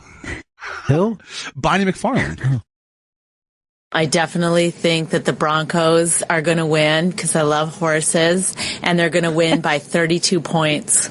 So, take that. Little girls do love horses. All girls go through a horse phase. All the ladies took the Broncos in this. Is that right? Yeah. Interesting. All right, so that's the only votes, really, that the Broncos are getting. That and Ari Shaffir, Soder. Yeah, I don't change my mind. Pete Lee. I'm leaving it the same way. Joe Machi. Uh-huh. That's everyone. And Bisconte's taking the Panthers, but he thinks the Broncos are going to cover. And here, finally, Tommy Johnigan. I think it's going to be the Panthers, 31-27, and ideally Cam Newton wins the MVP and has no reason to play, so he retires. I mean, I have two daughters, and I just can't have them watching this guy out there dancing. It's just offensive, and hopefully this is the end of Cam Newton. So he manages to pick Cam Newton while still not liking him very much. I mean, he has to think of his daughters. Sure. They see a black man dancing. Oh. That's terrible. Is that everybody? That's everyone. Well, you didn't give us a big ending, and there was no imaging before and after, but other than that, I loved it. That was great. It was really fun. Now, after going through these, I feel like now I know what my prediction would be, just based on hearing the comedians. Because 3 wise men all had the exact same thing, and that would be 38-14 Panthers, Big J, Tom Segura, Nick DiPaolo. I'm following in your lead. Boom, 38-14. 38-14. I trust those guys. Those are 3. I'm looking at that. Those are 3 guys I trust. Now, what about Stanley? Do you trust him? 29-27 Broncos. But he hasn't won anything in a long, long time. I'm due. Look, you take heads. You take heads in the coin flip. They're going to say dabs more than 2 times. The Panthers are going to give a girl the football. The MVP's going to thank their team first. Cam Newton's throwing the first interception, and Coldplay's playing clocks for their first open to halftime show. And the Broncos are going to cover. They're going to win 29-27. Well, look, anyone who has a leaky eye and Tony Curtis hair, I'm going to 100% agree with. You never know when the poof is going to come back. It just shows up at random. Yeah. The curse. Can't deal with it. What makes that poof just show up out of nowhere? Know, but right now it looks like Michael is going to say, "You thought you could fool us with that little game that you played with my sister." You look like the beautiful guy who beat up his sister. That guy was great. I was sad when he died. That dude used to be in my neighborhood all the time. He had to be in his 70s, right? Looked fantastic. I mean, it was like a gorgeous 70-year-old man. It's pretty exciting. Well, I wasn't excited about it. I would just see him a lot. I would have been like, oh, shit. Anybody famous live in your neighborhood now? Well, Joe List is my neighbor. We live on the same block. Do you ever run into him? I see him every now and then, but I don't bother him. Why? You know him from work. Next time I see him, I will harass him. Well, not harass him. I'll just say hello. Try to do a Periscope and follow him down the street while you're doing it. I will. I'll do a creep shot on Joe List. Oh, what about the creep shot on you? Oh, with Luis J. Gomez? No, that somebody was out. Shooting him from a building. It was very weird. When I was in Times Square doing a scope last week during Smoking with Chris, and then someone sent in some video. Put that up on Twitter. Okay. So people can see it. It's so scary looking. I know, it felt weird to me. Just say it. Because it looked like he was scoping, but someone was looking at him through a scope. That's what it reminded me of. It was very creepy. That was very exciting, like he was going to get shot in the neck. Do we got to do a break here, Chris? Yes, we should break. I don't know whether you want me to or not because you just winked. HR. Do you want me to or not? We could break. Yeah, but it seems like you're saying that, but you don't really want it to happen. Lisa here yet? Yes, she just signed in. Back with the very funny and wonderful Lisa Traeger. What a fun day today is. Bennington. Lisa Traeger back with us. It's been a long time, darling. So long I've never met Gail. Well, this is so exciting. You know, what did I meet you, like 2 years ago? You were No way, not 2. Was it a year? Yeah, because I haven't even been living in New York for 2 years. I met you when you did the comedy showcase at Caroline's. Yeah. And she was the fresh and upcoming kid. Now look at her. She's on top Still of the fresh world. and young. Yeah, you're fresh and young, but the success you're having is fantastic. It's been really fun. It's awesome. I'm having the best time. Well, you should be having the best time. Yeah, it's just like, you know, I always had to babysit and like work, and then now I just like hang out. And so it's like everything I've ever wanted. Really, you have, when you think of your work as free time, that's when there's really nice. Oh yeah. I woke up just for this. And it's great. But you don't have to be here early, do you? Well, no, we get here right before 12 o'clock. It's as early as we can possibly work. That's all we can manage. I'd like to work a little later, to be totally honest. What's your bedtime? I don't like to be with a clock when it comes to sleeping or wait. I like it to just happen. Because a lot of times it just comes at odd places, you know? Like sometimes I'll just be up all night. I have no idea why. But then I think if you put the pressure on yourself to go to sleep, it makes it worse. So I think you probably have the right idea. I just feel like it just doesn't matter. I feel like I'm at 3 a.m. being like, what am I doing? Why am I still up? You always send like emails about work at 3 a.m. and it always cracks me up. I'm like, oh, she's going to have a good show. Are you looking up topics? I don't know. I think it's something, sometimes I'm fine. It's like I get tired when I shouldn't be tired. And then that perfect moment when it's time to Couldn't sleep. Yeah, I just watch shows. Like, I just, like, refuse to go to bed. I push it. What shows do you watch? At night I watch things I've already watched. Mm-hmm. So it varies from The Simpsons, right now Top Chef, BoJack Horseman, Sex and the City, Seinfeld. See, a lot of times when people, I think they put Seinfeld on late at night because it's like a storybook for adults. I know this. Yes. This feels comfortable. I'll go to sleep. By the way, I'm so glad you brought up Seinfeld. I hadn't thought of this. Yesterday, I'm watching it, and I'm very excited about reporting this. Now, what is the name of the cafe that they go into? Monks. Restaurants. Monks. It's Monks, right? But I saw the M at the end because it's actually Tom's up in. So for the first time ever, because they just use the exterior. Tom, exterior, but they do it so you're mainly seeing the restaurant part of it. But I saw the M and I screamed out, and I can't remember which one it was, but I quickly hit TiVo. I'm like, I've done it. And I really honestly feel like I could die now. I'm that comfortable with what happened. This might be shocking, but I just started watching Seinfeld this year when it got on Hulu. I never watched it. So you call it the show with the big phone. No, I love it. I love it.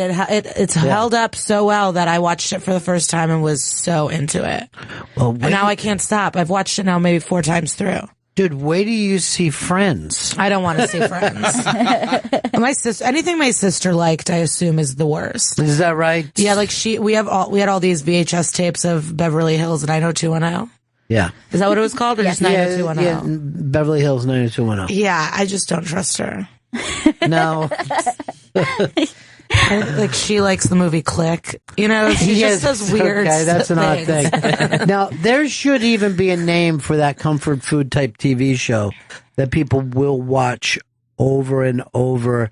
It's called Good. I think it has to be I don't know. I don't know if it has to be good because, you know, years ago, the Brady Bunch hung around for years and, you know, Gilligan's Island. And there are shows that are good that you don't necessarily watch over and over. You know? I feel like Family Ties is comforting. Like, I'm like, something about Family Ties. Is that with Michael J. Fox? Yeah, I can just like zone out. Is that before or after he got sick? Because anything that he after, I feel bad. But no one's like, Breaking Bad's a good show, but you're not going to lay in bed at night going, oh, I love this Breaking Bad. No, but we're like, my want to rewatch Breaking Bad. Like, I want to get married just so I could rewatch Breaking Bad with someone. Like, I can't do it by myself. That's like my number one. That's why I want to get married. Well, from what I saw the other day, and I saw this on my computer, it looks like you were heading off with Nick DiPaolo. Yeah. So I'm like, something, I knew it, is what I yelled out. By the way, I'm saying that you're doing great. How amazing that you end up in this show with all these great actors. It was nuts. Yeah. So cool. It's the coolest thing that's ever happened. I like couldn't stop smiling, and we had to keep it a secret, and it was horrible. Well, it was so hard. Everyone did a great job of keeping it a secret because I didn't know about it. Someone said, oh, he's just put off a different show. So I just clicked on.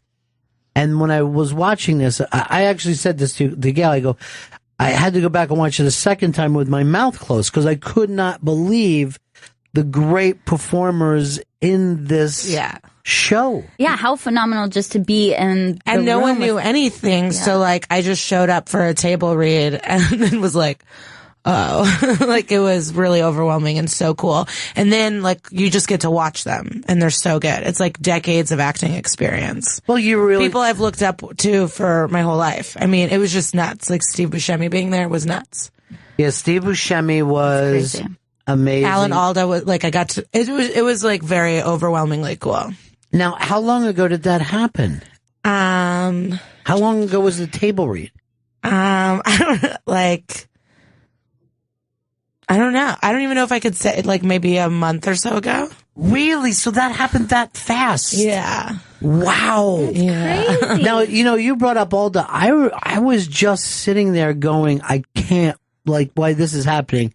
I'm like, I can't believe how good this is. I can't believe. And it's just done in a new way. And just being able to watch Louis work was incredible. He's just like out of control genius. Cool. Yeah. Now, how long have you known Louis?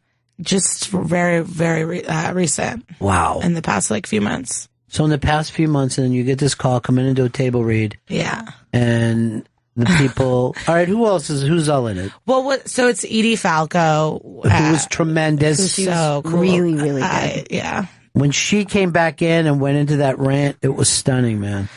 Yeah, Alan Alda, Steve Buscemi, Jessica Lange. Jessica Lange, who's an Oscar winner. Double Oscar winner, Adie Bryant, and then Stephen Wright, Nick DiPaolo, Kurt Metzger.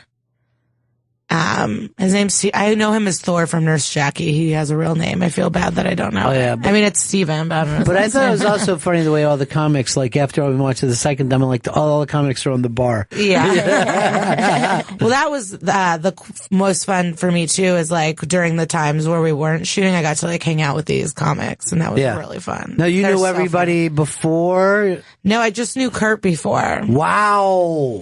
So you get invited to go to this table read. You have no idea what's going on. Yeah. What did you think when people started to come into the room? Well, because I'm a comic, I show up right on time. You know, like if you say 5, I'll be there at 5. So all these people were just like ready with their waters and like scripts out, just like so. And you're walking into the room. Yeah, Metzger like at one point was like, I like how Alan Alda's on time and I'm showing up 20 minutes late. So but I couldn't have in my wildest imagination like knew that these people would be there. Well, it would have been cool for you if you were sitting there with Nick DiPaolo and Stephen Wright. You would have said, oh man, this is amazing. Yeah. But now you're like, now you're going into this history of acting. It's tremendous. Yeah, it was cool to watch them. And then the funnest treat for me is like I got to just like read for everything that wasn't who wasn't there. So I got to like just, you know, do all these things with for all the different hipsters and stuff like that. Yeah. But yeah, Steve Buscemi was probably like the coolest thing. I liked looking at him.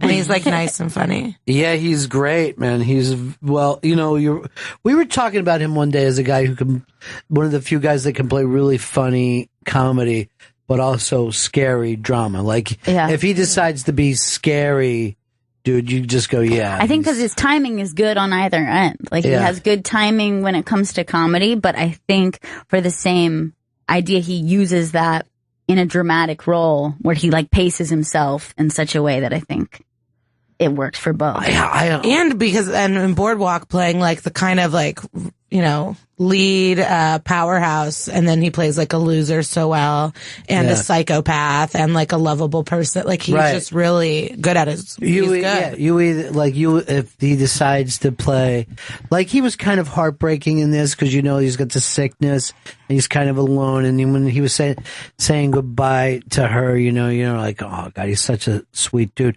But if he wanted to just pull out a gun, you were like, yeah, that would fucking definitely happen. Yeah, you just believe it. Yeah, you believe it in a heartbeat. Yeah. Did you watch Ghost World? Yeah. Okay, cool. Yeah. It's amazing, right? That's one of my favorite movies. Yeah. So you're sitting there with all these stars. Did you have like any performance anxiety? Like, am I going to be able to pull this off? I mean, this sounds really cheesy, but I read like inspirational quotes all the time. And so like when I'm in situations like that, I have just like these quotes ready, and then I just like chill out. You know what I mean? So the one that I was thinking about, like Glamour did this article, and it was about these women who have cool jobs. Yeah. And one of them worked with Michelle, like with the Obamas at the White House, and she was young. And then Michelle Obama was like, "You're here because you deserve to be here. Right. So any insecurity you have is in your own head, but you're here for a reason."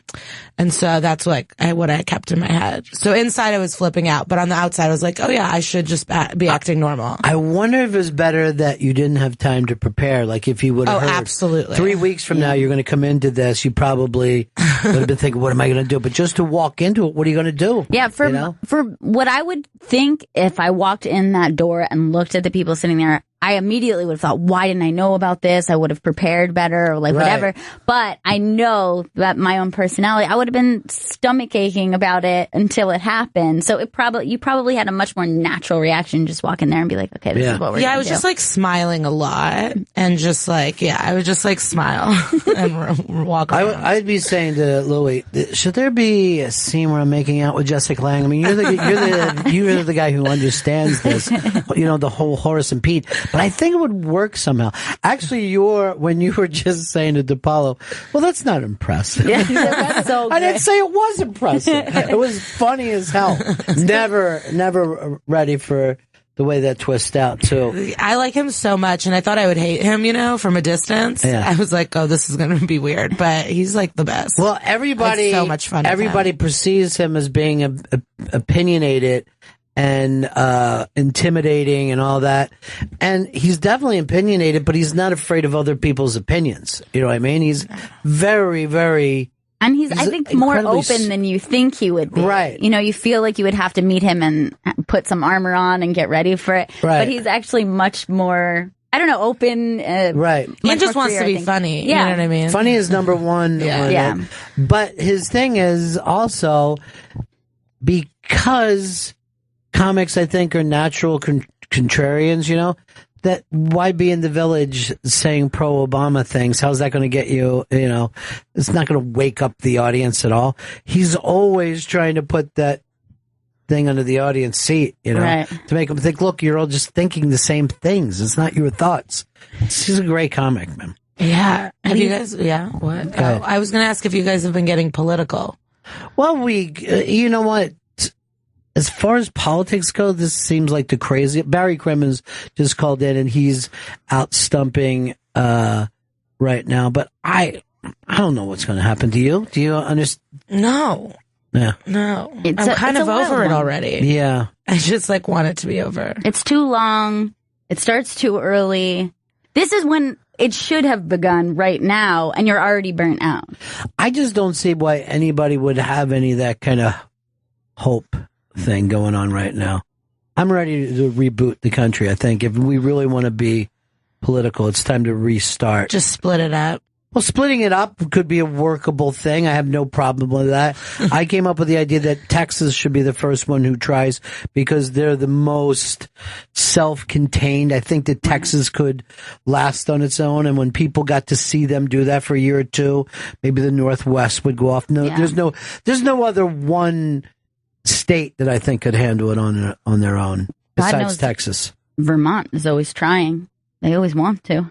Vermont's going to have to stick in with the rest of New England. You're not going to get out of that. I just have so many fantasies driving through New England on an adventure. I've never done it, and I really want to. You've never been? No. You know what's great about New England is it's great any time of the year. It's like 4 different places. Yeah. You know, the summer is different than the autumn. The autumn is different than the winter. I think my dream would be late August, early September.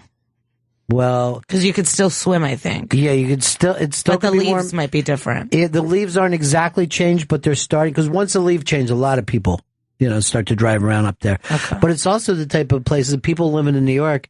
They'll go away for a weekend, and then they're just going to go. I'm going to buy this store. I'm just going to stay here. That does not happen that often. Every time, I'll go to a bed and breakfast up there, people say, what street you used to live on? And they'll go, oh, I used to live on 67th. You think you're going to meet these people who grew up there, and they're all from Manhattan. They just cashed out, bought a bread and breakfast, have an art place up there. It's nice. I mean, certainly upstate is all like that as well. It's just, I think people just go on these trips and then they realize oh my God, to be in nature or to get out of it for a while. Especially I think people who grew up that way, where you spent a couple years living in New York and then you're like, oh my God, I need to return to. Yeah, but look at Chris. He grew up in New York and you have no plans of ever leaving, right? Nope, love the city. Don't want to go anywhere else. And you've never been anywhere further west than the Hudson? Nope. I don't like it. You said once you walked halfway across the George Washington Bridge. Yeah, then I felt sick, and I was like, this doesn't feel right. Then I had to walk So you don't go on vacation? No, I hate going on vacation. He goes on a New York vacation, he calls it. Yeah, staycation. He'll go to, he lives in Queens. He'll get a place in Brooklyn in the summer. Yeah. And stay there. I'll see how Greenpoint is. Yeah. It's right over the Pulaski. Is he being over? No. If he goes away, he's you don't want to go to a resort on a beach and Coney Island. He goes to Coney Island. He goes to Rockaway Beach. We call him our Coney Island baby. Yeah, he is our Coney Island. But you don't like being out of the boroughs. You say it feels sick to you. I like to have a subway wherever I go. I don't like the idea of I have to drive somewhere. Oh, you've never driven though, right? No, I don't. You don't like the idea because it would be illegal. Yeah. I don't have a license. I would get arrested. You're like a caricature. No, I'm a human being. Now that you're saying it. I know there's a Sex and the City episode. Do you know which one I'm talking about? I do not. There's a Sex and the City episode where it's the theme is freak show and it's all these freaks, but Miranda meets this guy and he's just hates everything besides New York, and she's like, oh, he's the guy who never leaves Manhattan, and it's like a type of guy. So that's why I said a caricature. You are that type of guy, but he will go in the other boroughs. That's Staten Island. Yeah. What? That's not Staten Island. Do you have? So you've never been like, man, I just can't wait to go to Bali one day. Fuck that. What's in Bali? I don't want to go to Bali either. It's just what came to my head. Sure, but I got everything I need here. It's New York City. Yeah. Really, I really have everything I need in Queens. I just come here because it's too serious this year. Being honest. And you wouldn't go to Staten Island though, Chris? You don't want to watch, look at sea lions on a beach? Sea lions in Staten Island? That's crazy. No. Didn't you tell me you said you saw a giraffe in the Bronx, right? Yeah, the zoo, yeah. Oh, okay, the zoo. I thought you saw someone running around. You gotta finish your sentences.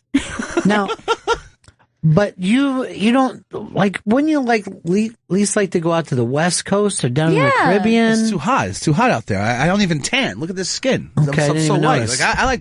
Now, do you also see the hat that he's wearing? Yeah. It says "Make America Great Again." Yeah. One day. And is that based on Donald Trump? Yes, of course it's based on Donald Trump.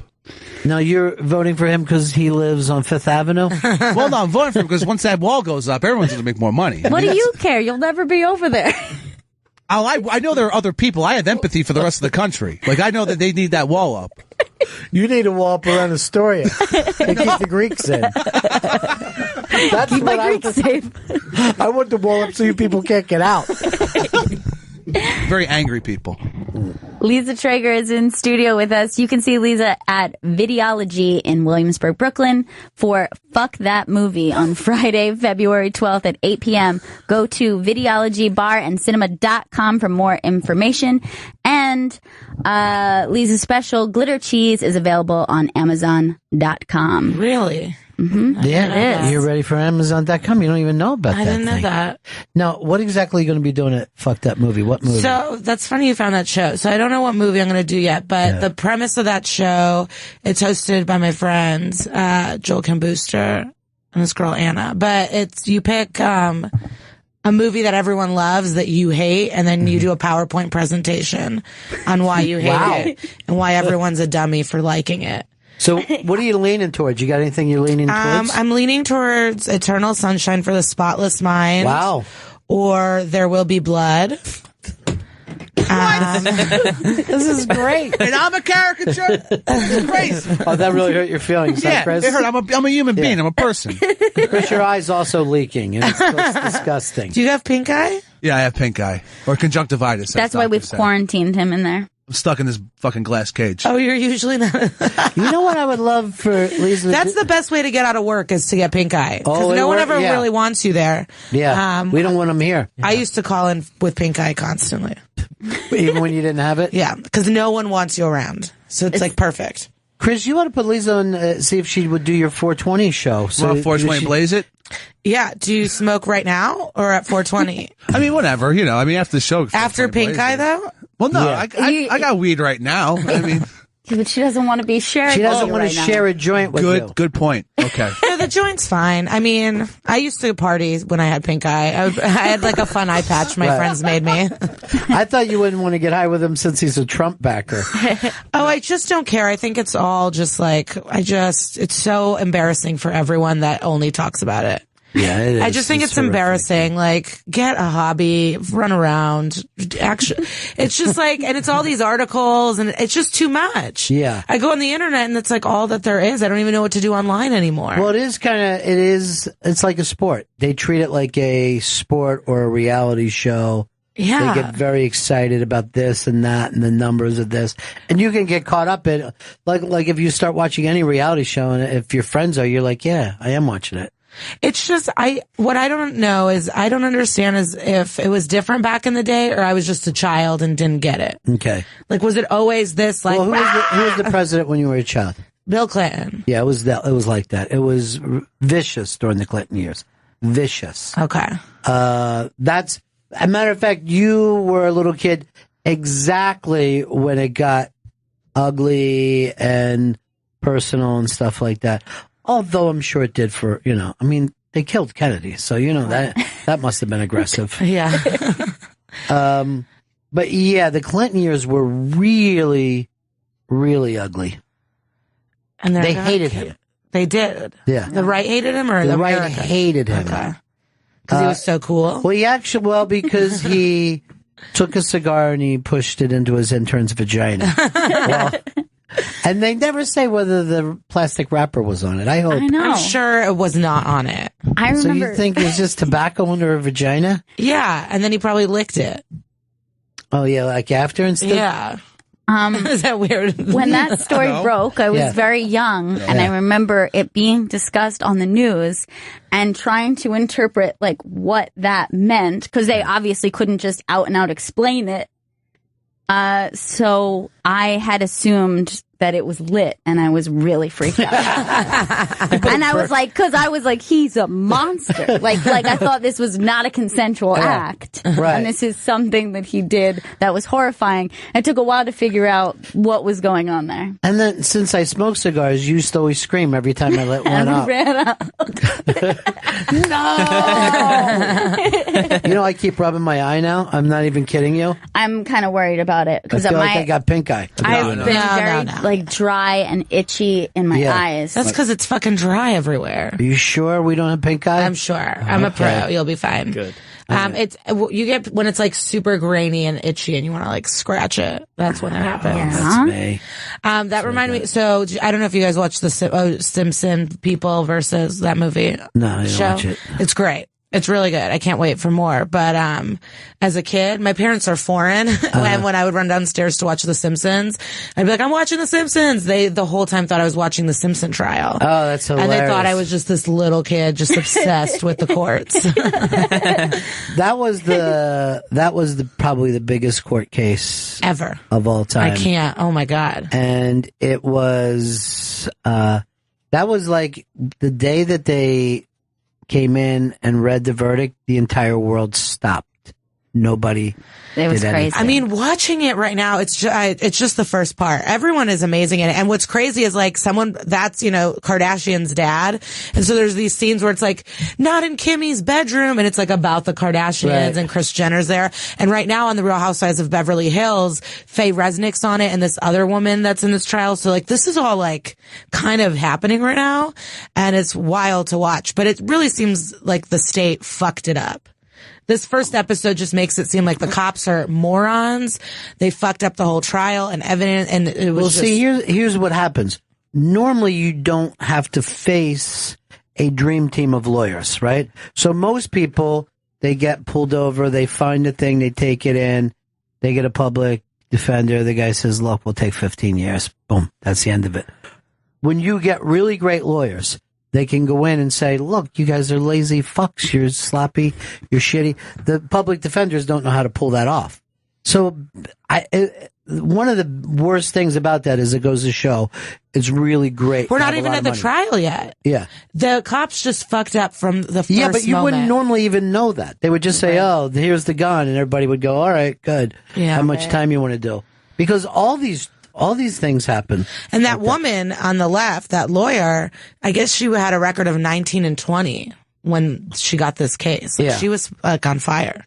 But again, she wasn't up against these type of I know. attorneys. It's nuts. I can't wait to watch more. Now,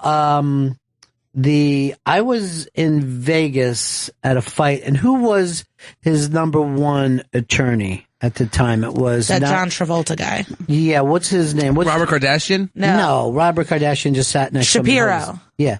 So Shapiro, Jewy. Yeah. Shapiro comes into the place, and this is like, there's always celebrities were back at these things, right? So people would cheer, like Jack Nicholson was there and all this. And then Shapiro came in, and the whole place booed, right? And he was shocked by it and had no idea that people were taking it so serious.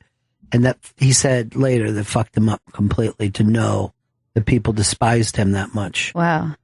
But that was. But he's still practicing law, or he's just rich and Yeah, I he's don't know what fine, or he's what? doing now, but that he said that thing shook him to his core, and I know he never did another famous case. Yeah, well, he like that probably took again. people that were guilty. We had Mark Furman in here for a different case, right? Mark was the one he's the reason that we all say the word N-word now. No one ever said it. He invented the term? Well, he didn't say it. They tried to explain what he said on TV, and someone said he used the N-word. And when that happened, it caught on, and we haven't been able to shake it to this day. But no, before then, probably people would have just said it. People would have just quoted it. Yeah, Right. exactly. People would have said, he called me this, and that would have been it. And who's Mark Furman? Mark Furman was one of the cops that you're saying is sloppy and shitty. And, yeah, it was just again, I think it really has to do with at the time that people were caught up in the fact, first of all, people don't know how beloved OJ was, beloved. Yeah. Now, I had heard. Like, I didn't even know he was a football player when this was happening, Is that because you were a little kid? Yeah. Well, he was not only a football player, he's the first guy to run over 2,000 yards. He was also a pitchman, and he was a guy he was a black guy that white people liked.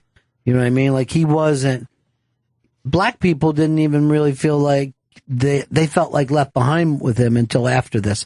And then they came, behind him. But at the time, he was one of those guys who passed into mainstream society. But I had heard this story because I lived down in Florida, and there was the Hawaiian Tropic girls. You've heard of Hawaiian Tropic? Mm-hmm. Well, they would have these bikini contests and stuff, and they would invite people over to judge them. And he was one of the judges, and they would put the girls all up in one fucking house, and he apparently went over there and tried to get in through the window and stuff. And this is pre all this.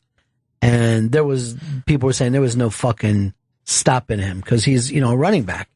It would be tough to drop him without a gun, Well, he had a lot of domestic violence things. And they were saying he wanted this chick and nobody could deal with him. So I had heard that before. But when this thing came up and I'm on the air busting balls about it and shit, I got a call from an advertiser going, come on, dude. OJ's a friend of mine. This thing's going to be cleared up in a second. I'm like, no, it's fucking happening. Yeah. And he was sure that it was because he used to, put this guy up all the time. I'll just say that he started a major... I'll just say chicken wing franchise with young girls bringing the chicken wings to people. Okay. And leave it at that, in orange and white. And he was like, dude, don't do this to OJ. He's a good dude. And I'm like, I don't know. I heard these other stories. This thing looks open and shut to me. Because no one could believe that you could kill somebody like that. Yeah, I mean, and the amount of attention that story had was, I feel like no one was talking about anything. No one talked for anything. I mean, it was like a TV show that went on every night and people would discuss it like they knew. But I also did a bit on the air. We called, without figuring out where we were calling, 7 continents. We called everyone, right? And we'd just call a hotel or a place and say, today is the OJ trial. Is he going to be guilty or innocent? We would call China, South America, everywhere. And people, we didn't have to explain it. They would just say, oh, depending on whether they were light-skinned or dark-skinned, guilty or innocent. All white people said he was guilty. Any people of any color said he was innocent. I mean, it's just so annoying because clearly he's guilty. I mean, this movie is going to talk. Yeah, I'm excited to watch it. But what did they eventually get him for? Some stupid... He ran up into some dude's hotel room with like a gun. And, because the guy had his trophies or and some he was shit? stealing back his signed memorabilia. So that's what they got him for like, How long is he in jail for? Years. It's years. Okay. And he's been in for years. Yeah. Great. Something like 18 years, something like that. It was a big charge. Yeah, and it was just because they were mad about the other shit. Yeah. I'm okay with that, though. Rollover. Yeah. I'm fine. I gotta admit, from just a regular point of view, it makes me nervous. 33 years. Yeah. Whoa. But he might get 4 months off for good behavior. It's nice. If he's really good. I can't wait. When we see the Bill Cosby movie, then we'll finally know the truth. Right. They'll uncover the whole thing. Yeah. He should just die, I feel like.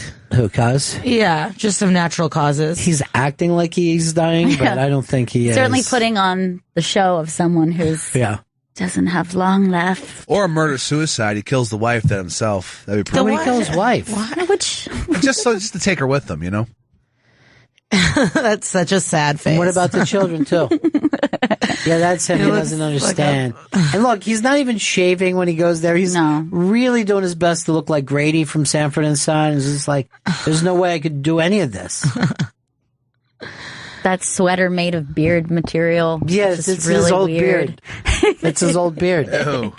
Lisa Traeger is in studio with us. You can see Lisa at Videology in Williamsburg, Brooklyn for Fuck That Movie on Friday, February 12th at 8 p.m. Go to videologybarandcinema.com for more information. And Lisa's special Glitter Cheese is available on Amazon.com. Follow her on Twitter at Glitter Cheese. Sweet. And is this where you can't even tell us whether there's going to be another Horace and Pete or what's happening? Yeah, I don't want to say anything. Okay, why I'm so scared. Just tell us how it ends. That's it. I wish I knew. It's such a great project, though. And you know what the craziest thing is? He's writing, directing, and acting in it. And then he did a spot that week too. He went and did stand up and is just doing 80 other things. And it's so impressive. Yeah, it's cool. It was really... It makes me hate everyone that complains about anything. You know what I mean? Yeah, that life isn't fair. Yeah, just any stupid comics are like, oh, I'm not getting this. I'm like, you're so stupid. If you're not working that hard, then you can't say anything, But he's working that hard because he digs it, right? He's having fun once. Oh, yeah, I don't know how you couldn't have fun doing that. Yeah. He's having a good time. But I guess if you're not having fun doing comedy, you should maybe just get an office job. Here's what killed me. I mean, first of all, we go through all the stars. I can't believe that all you guys are in it, and that Kurt was like killed it too. Kurt, everybody was great. Everybody was fantastic. But then I got to I'm wrapped up in the story. I'm also excited for you guys, and I'm excited with all these big stars. But then as it ends and I hear Paul fucking Simon singing, I'm like, how did this happen? Crazy. How did this happen, man? Yeah, I mean, I haven't watched it, so I didn't know that the song was in it, but yeah. You didn't know that? I knew, he was doing a song, but I didn't know that it was at the end. Yeah, it says That's cool. So you haven't sat down and watched it because of performance reasons? I just don't want to see it. Yeah. It's creepy. I think it's creepy. Just to watch yourself? Yeah. Every time, sometimes I'll do stuff for my half hour, a bunch of friends came over, but I usually will get blacked out, so then I won't remember it. Smart. So then I'll be like, oh, I like it, and then I don't actually remember all of it. I'll just get high. I mean, oh my God, so I was just in LA last week doing a comedy festival, and in the gift bag, there was weed soda.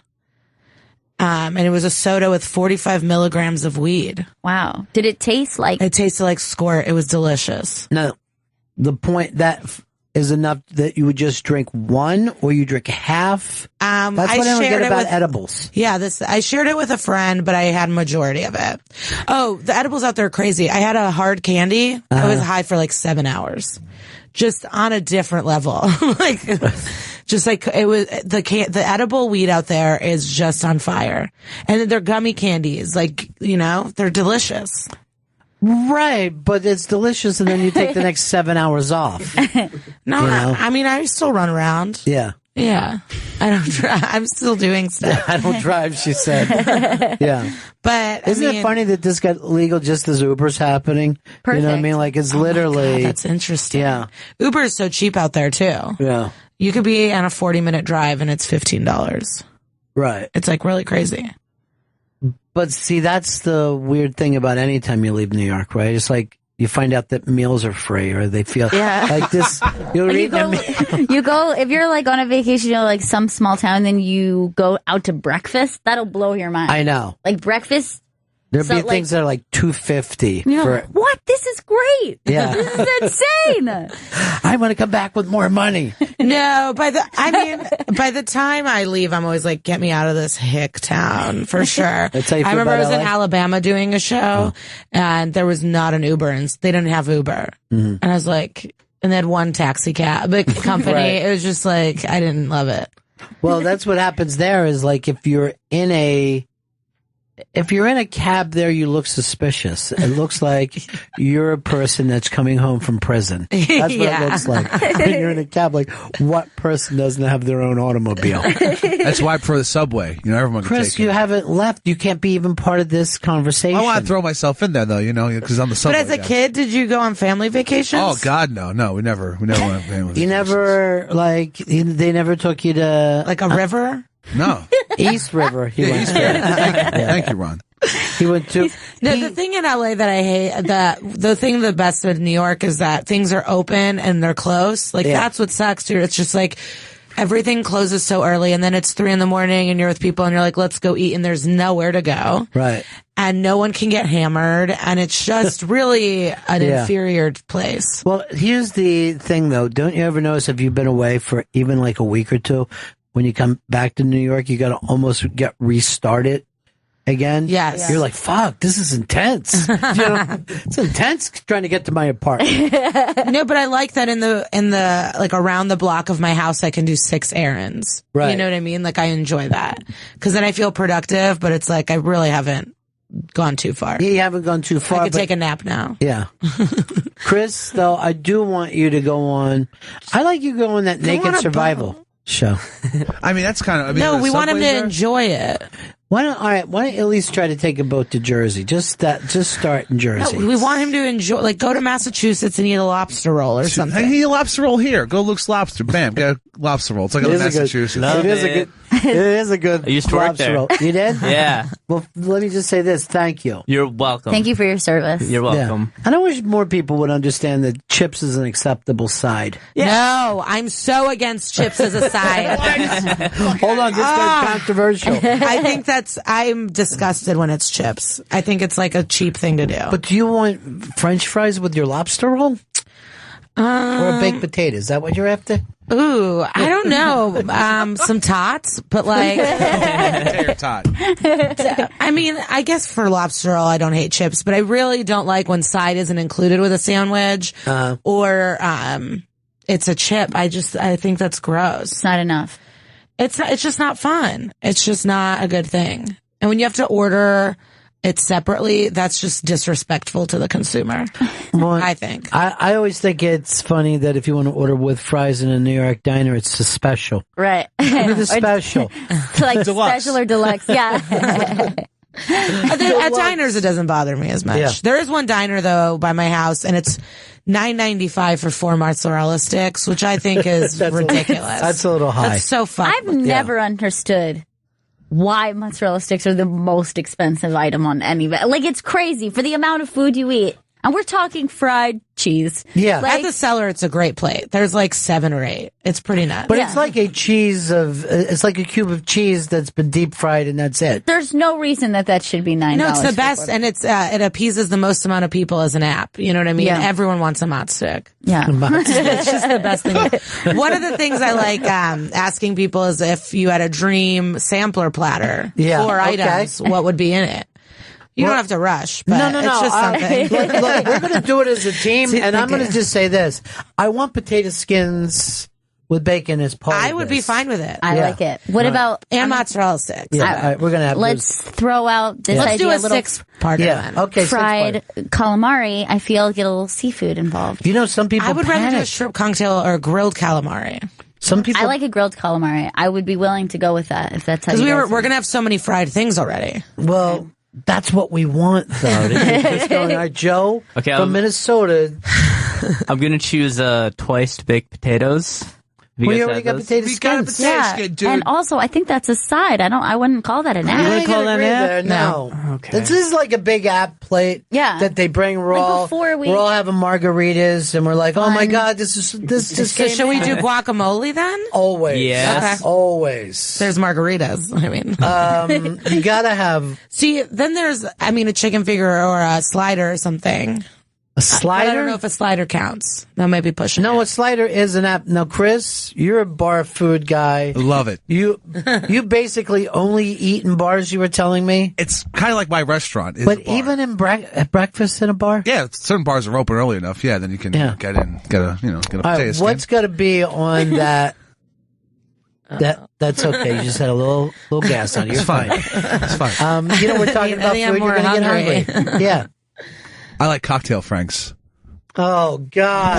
What? What's wrong with cocktail disgusting. Franks? That's not on the all-time sampler platter. Yes. Maybe at a corporate event. In the 1950s. I would love to disinvite you from this dinner event right now. No, we're getting cocktail Franks on this thing. We're not getting I cocktails. don't want cocktail Frank. Then let's all order separately because I don't want to eat that guy. No, come on, you're ruining All right, it. Vito, what about for you? You're a guy who enjoys food. I'm shocked that nobody said boneless wings yet. Because I love Why are they going to be boneless? Because I don't want to do the work. Yeah, I wanna barbecue just bite boneless into it. wings. Whoa, I'm talking buffalo. I kinda- Classic bar food. Okay. I feel like if Fuck they're that. boneless, I don't even trust that they're a wing. Fuck There's something that. they stamp I out. definitely like the idea of having the wing involved, Yeah. but I'm fine with bones. I mean, I can deal with the bones. I can't eat But boneless. I've never ordered a boneless wing in my life and never will. At Wingstop, they have great boneless wings. I don't believe that they're wings once they're boneless. There's Yeah. no way. The only way we know we're getting a wing is with the wing bone. The rest, it's a chicken shape, is what they should call it. We're selling the chicken shape. You've turned this more aggressive than it needs to be. Okay? You're still upset about the Franks? Is that what it is? Yeah. Dude, you're coming in hot right now. I'm going to be totally Oh, what about a nacho? Oh. Instead of just a guac. All right. Yeah. All right. I love a nacho. Does that mean we got to get rid of the guac, though? Or? No, I guess we can Okay. just do it all. I'm going to dip my I like a nacho lot of in the dipping. guac. You know what I had recently that I loved? A crab artichoke dip. Oh, It was nice. so good. Yeah. You know, good artichoke dip is perfect. Yeah. I'm a big fan of an artichoke I dip. just love seafood. I just want seafood towers every day. Well, You know, that's, there is a. will you look up a seafood tower too? Yeah. Yeah. I just want to look at a seafood let's tower. There is. It's just such a fun treat. Now, my what is the God. one near? Gail, I took you to that place before with the celebrity chef in my neighborhood. Townhouse? Yeah, but who's the chef? David Burke. I go to David Burke. I think it's called Fishtail. It's and Fishtail. Put in seafood tower because I think he's got the best. Actually, Bobby Flay's got an amazing raw bar too, with some nice sauces. What are you doing? I don't see a seafood tower there at all. So I would. This is going to take a second of Yeah. backstory, but I think it's going to be worth it. And maybe not. That isn't it. You're driving me crazy. David Burke Seafood Tower. There, bang. You found it? Yeah, that's all you got. Google, bro. I see Bobby Flay's place there. I'm looking at it. That's how far away we are. So go ahead, Lisa. What are you saying? So I was staying, in LA, I just stayed with a bunch of married couples with dogs. It was like a nice really tour. And, one of them, we were out and we were, drinking the weed soda so high. I was like, and there's a show on Bravo called Newlyweds. And I was like, let's just go home, drink cocktail and watch Newlyweds. She thought I was talking about the Jessica Simpson, Nick Lachey version of Newlyweds. Oh, that's hilarious. She has it on DVD and we got to watch old Newlyweds episodes. And it was the episode where Jessica Simpson's eating buffalo wings and she thinks it's buffalo. And she's just so hot and dumb. And it was such a great, That's also- it was such a treat to watch. When she did the chicken of the sea, thinking what it that it was chicken. Yeah. It's How just is it a so chicken in the boring. sea? Like it's before a reality TV show, Right. like producers. So it's basically just like them going to a hardware store and be just sitting. And it is the best. It is so cool. A lot of times she's just in sweats on their couch. They're but watching, still looking beautiful. Yeah, they're watching TV and she's just like, I don't know, honey. And he's always like, what? Yeah. You can see that they weren't going to stay they weren't together. going to last. 'Cause, like, he snapped on her too much. Didn't appreciate He would her. always be a little freaked by her. Yeah, but Well, know what they he's doing now. they both went down. Like they both settled for people worse than them. Yeah. I don't know who she's with now. She's with like a retired NFL player who probably wasn't that good. He's like white. Look him up. I know that he Jessica Simpson's husband. he doesn't like to look stuff up. He's really bad at it. I'm being so aggressive, like bossy, but I'm into it. No, but yeah, he's just like a he's douche lord. gigantic though, huh? Oh yeah, I guess he's okay looking. He's like 9 feet tall. He looks huge. Because do you think she's short? No, she's not that short. She's definitely like 5'2". But we saw her here one day. She's very petite, and was incredibly nice. Nice to everybody in the hall. Oh, I'm Like, sure. Hi, everybody. What does she have to be rude, like mad about? Yeah. She's really done it. She's a billionaire. Yeah, she's got that clothing line, right? But a lot of people who are billionaires are just assholes. Oh, that's just true. the worst fucking people Because they're ever. also ugly, maybe. Like she's hot and a billionaire, and just killing it. I'm sure her kids are incredibly beautiful too. They're Well, okay you know for what kids. also helps for her? celeb kids. They're sixes. She's got that like kind of folksy charm too. Like even if she is rich, she's Yeah. always going to have that like Right. girl from down home kind of Yeah, she vibe still about her. dresses just poorly enough that, like there's still like a little flare to her jeans and they Right. don't really hit the bottom of her heel. Yeah. And she'll wear like a sweatshirt with the heels. Yeah, I like her. I was always worried though when that show was out that there was going to be an episode where she just got caught making out with her dad because he's so. Remember he gave her like that purity ring? That was like the whole thing that they were talking about. Yeah, her virginity. Yeah. That he was- also talked about her tits. Yeah, he loved her tits. He was very uncomfortable. And their wedding was on TV, right? The newlyweds wedding. Yes. And it was all like this. She has kept her gift for her husband. Like letting everyone know in public that she was a virgin. Like we're fucking Vikings. And this is, this is so 2,000 years vile. ago. She can wear white. Yeah. At the wedding. It's the most disgusting thing. And then they telling girls that. At the honeymoon, they brought the sheet out to show the blood, and everybody clapped so hard. Went back to she did tell the truth. But then she's just in there gigging. But then she went on a fucking bonanza. I mean, then she started fucking any C-list person that wanted to. Is that right? Yeah, she fucked Viva La Bam. John Mayer, I guess, gets a lot of hot chicks. Yeah, I think that's two people. I didn't know his name was Viva La Bam. That's his full name. His birth name. Viva! Get in here! We've got a sampler plate from the bar! She was also with Romo. Oh, yeah, that was big. That was big. Everybody called her a jinx. Everyone said that she was the reason they weren't winning. Oh, they love to say that. They like blaming everyone but the bad athletes. Well, I always like to say it's the bitch's fault and get that out of the way. And she was with Billy Corgan. Okay, enough, dude. Okay. No way, really? Yep. That's sickening. He looks like he has cancer. He looks like he beat it, though. That's the good thing. Yeah. Like he's on the mend with it. Yeah. I wonder if someone just driving down the road with cancer and goes, hey, doing what I can. I don't know if they're really together. All we can find is a picture. They look like they went to the same movie. They had sex. I'm just sure after any award show or premiere, like Golden Globe, whatever, I'm sure there's at least 20% of those people are fucking each other. You think 20%? Yeah, maybe that's too high, but like there's no way there's not at least 10 or to 20 new hookups. Why hasn't anyone made a game show about who fucked who and doing a game show with that?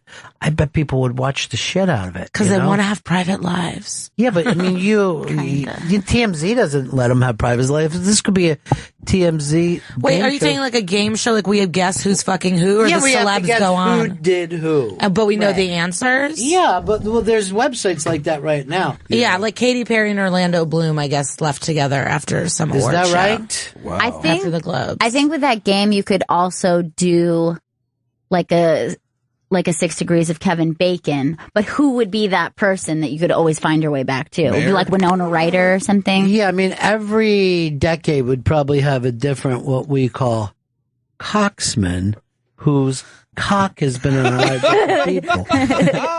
Yeah, but that's great. Like John Mayer is an idiot, I think, but he gets every hot girl in Hollywood. He's a great guitar player. A lot of people accuse him of being a garbage dick, but he's not putting his penis into garbage. No, You know what I mean? he's putting. It's high end. The highest. He's got a high end dick. The highest. Yeah, end. go to Who Dated Who. And Jennifer Aniston, like She gets with everyone. Jennifer Aniston could be our center. She could spoke in be. the wheel. for sure. Yeah. She's married to Brad Pitt. I mean, she's killing it. Who's that below Jessica Simpson? Is that someone from Vanderpump Rules? Or is that Angelina? Who is that? Shiana Marie? Yeah, Sheena. She's from Vanderpump Rules. Nice. See who she, Bravo. now, if you click on her, we can see everybody she's dated. All right, there it is. Oh, yeah, because he cheated on Brandy Glanville. You know a lot about it out there doing stuff. Maybe you could be the host of you this could show. be the host. Now it's a 5 o'clock start time, so come in a little earlier. To smoke pot, you mean? Yeah, you get high first. Do you get high before everything that you have to do? Or? No. Wait, were you high when you walked into that thing with all those stars? No, but I smoked in the morning, I'm sure. It just helps me when I'm about to be nervous, but I don't always. Like while we were like filming and stuff, I wasn't. But like I showed up to rehearsals in high school for Godspell a little high. You know what I mean? So I that just worked. like it's been doing it, And she nailed it, by the way. But do you generally get high first thing in the morning? No, I'm trying not to. Actually, Louis gave me a huge talking to about not smoking weed every day. I thought you were going to say bud. No. He gave me like a stern, like you have to stop smoking weed every day. It's not good. As a director, did he say that? No, or a this was friend? like this was just like at the cellar. Oh, hanging good. out. This was just like just a regular night. Did you get high before you came here today? No, but I had like a little left of a joint, so I took a puff before I got in the shower. Okay, so you're not listening to Louis then. I was for a while, but no. I'm trying. I mean, it's like so hard. It's just like all, it's like, I've been smoking weed for so long. It's definitely because when I stopped smoking weed for a few weeks and like only did it at night after spots and was really conscious of it, I was getting so drunk. Like I couldn't. Yeah. So I am trying to find a balance of when I'm like not doing all the bad things at once. Right. Yeah. You just want to do one or two. I just have to be busy. I have too much time on my hands. I feel like the busier I am, the less time. But like, yeah. I just asked you if Pete or Horace die. Is that What? Pete or Horace die? I would be so I have surprised. no idea, but I hope not. Yeah, me too. There's one thing on the set that's a drawing of them, and I really want it. Take it. I'm going to ask. I'm not just going to start stealing shit. No, not doing that. Still a jukebox, too. No. Oh, cool. Yeah, it's like a drawing like that, but it's in a frame, and I want it. Yeah, I think you could have it. Yeah, I don't just think take Louis it. would want it as a keep. But he gave me good advice. I definitely, the thing is, I'm young and fun right now, but I definitely want to not be a pothead forever. Sure. But today is not the day. Today, you know what? We don't have to do everything at once. We just came up with a sampler plate. Yeah. You know what I mean? Today, we got a lot done. We pitched a game show. Yeah. But also, when I think about my life, like this is I quit my day job in May. I'm really having the time of my life. So for me to just start being sober now seems insane. Sure. Like I'm having the most fun. Why? Like I'm going to stop it now? Yeah, and look how it's working out for you. Yeah. I'm doing it. You are living your own dream, but not only your dream, a lot of people's dreams. Like what you're doing. Yeah. Yeah. I guess so. We're all proud of you. Seriously. Thank you. I mean, we wish you'd smoke a lot less pot, but other than that, we're very proud of you. My voice is I sound like shit. I sound like terrible. You think from smoking? Yeah, I think so. Yeah. And not sleeping. Well, you should get a little sleep.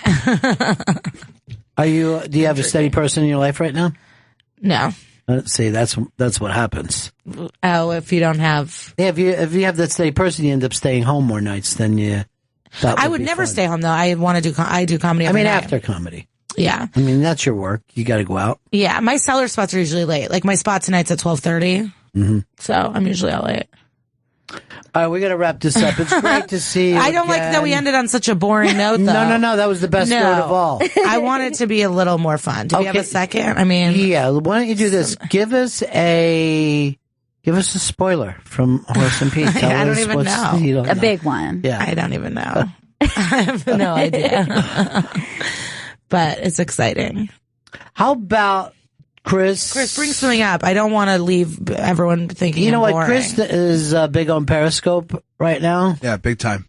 Why don't you plan a 420 with her one day, or just show up at the cellar after her set one night and you guys do it? All right, let's do a 420 Blazes sometime in the street. Yeah, are we doing it right now? You want to go out and do it now? We can go and do it right now, immediately after. Yeah, I the don't show, have to be anywhere till 4. All right, why don't you guys take care of that? Okay. I have to go see What that are you movie, doing? right? Wait, I saw Hamilton. Did you guys see Hamilton? No, we haven't seen it yet.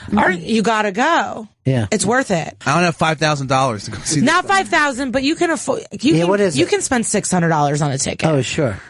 You don't think so? 500? Chris, we're not talking about your. Do it. You definitely don't have to do it, Chris. But you're gonna say something weird and racist afterwards. Yeah, I know. Because you have to because you come off like a weird, racist, fucking hillbilly Queens person. Weirdo. You're living over there in Not wrong, Queens. I got to go see Deadpool right now. Yeah, that's a movie. No, you guys, Hamilton is obvious, honestly. But I mean, I do have to leave. Did you think it was a play? No. I mean, I really do have to shut the show down. But if you go to Hamilton, I'd like to go with us. No. I'd like to come afterwards so we can talk about it. I would definitely do that because it's breathtaking. I hear that. I cried from joy multiple times. Wow. So you're a musical theater person, huh? I mean, not always, but I love Wicked, you know, obviously. And I go to stuff, but this was something I've never seen before. It was insane. I've been listening to it nonstop. It's all I have in my head. You love it, huh? I loved it. What did I was that so guy impressed. do before Hamilton? Into the Heights. I didn't see that either. I didn't either. But the thing that's cool is, he wrote it, he's starring in it, and everyone is amazing in it. I want to see Fun Home. That's the musical I want to see. People are loving it. I would love to see that. I read an article about how to stay healthy as a performer, and that man was giving advice. Oh, say. A lot of tea and honey and bullshit, but... Well, it's something you could do. All right, I really do have to wrap it up. It was great seeing you again. Have fun at the movie. And we really did end on a high note here. It really went out great. You can see Lisa Traeger at Videology in Williamsburg, Brooklyn for Fuck That Movie on Friday, February 12th at 8 p.m. Go to videologybarandcinema.com for more information. And Lisa's special, Glitter Cheese, is available on Amazon.com.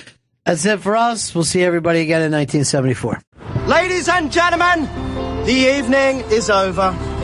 We hope you all enjoyed yourselves, and we'll see you all again in 1974. Good evening!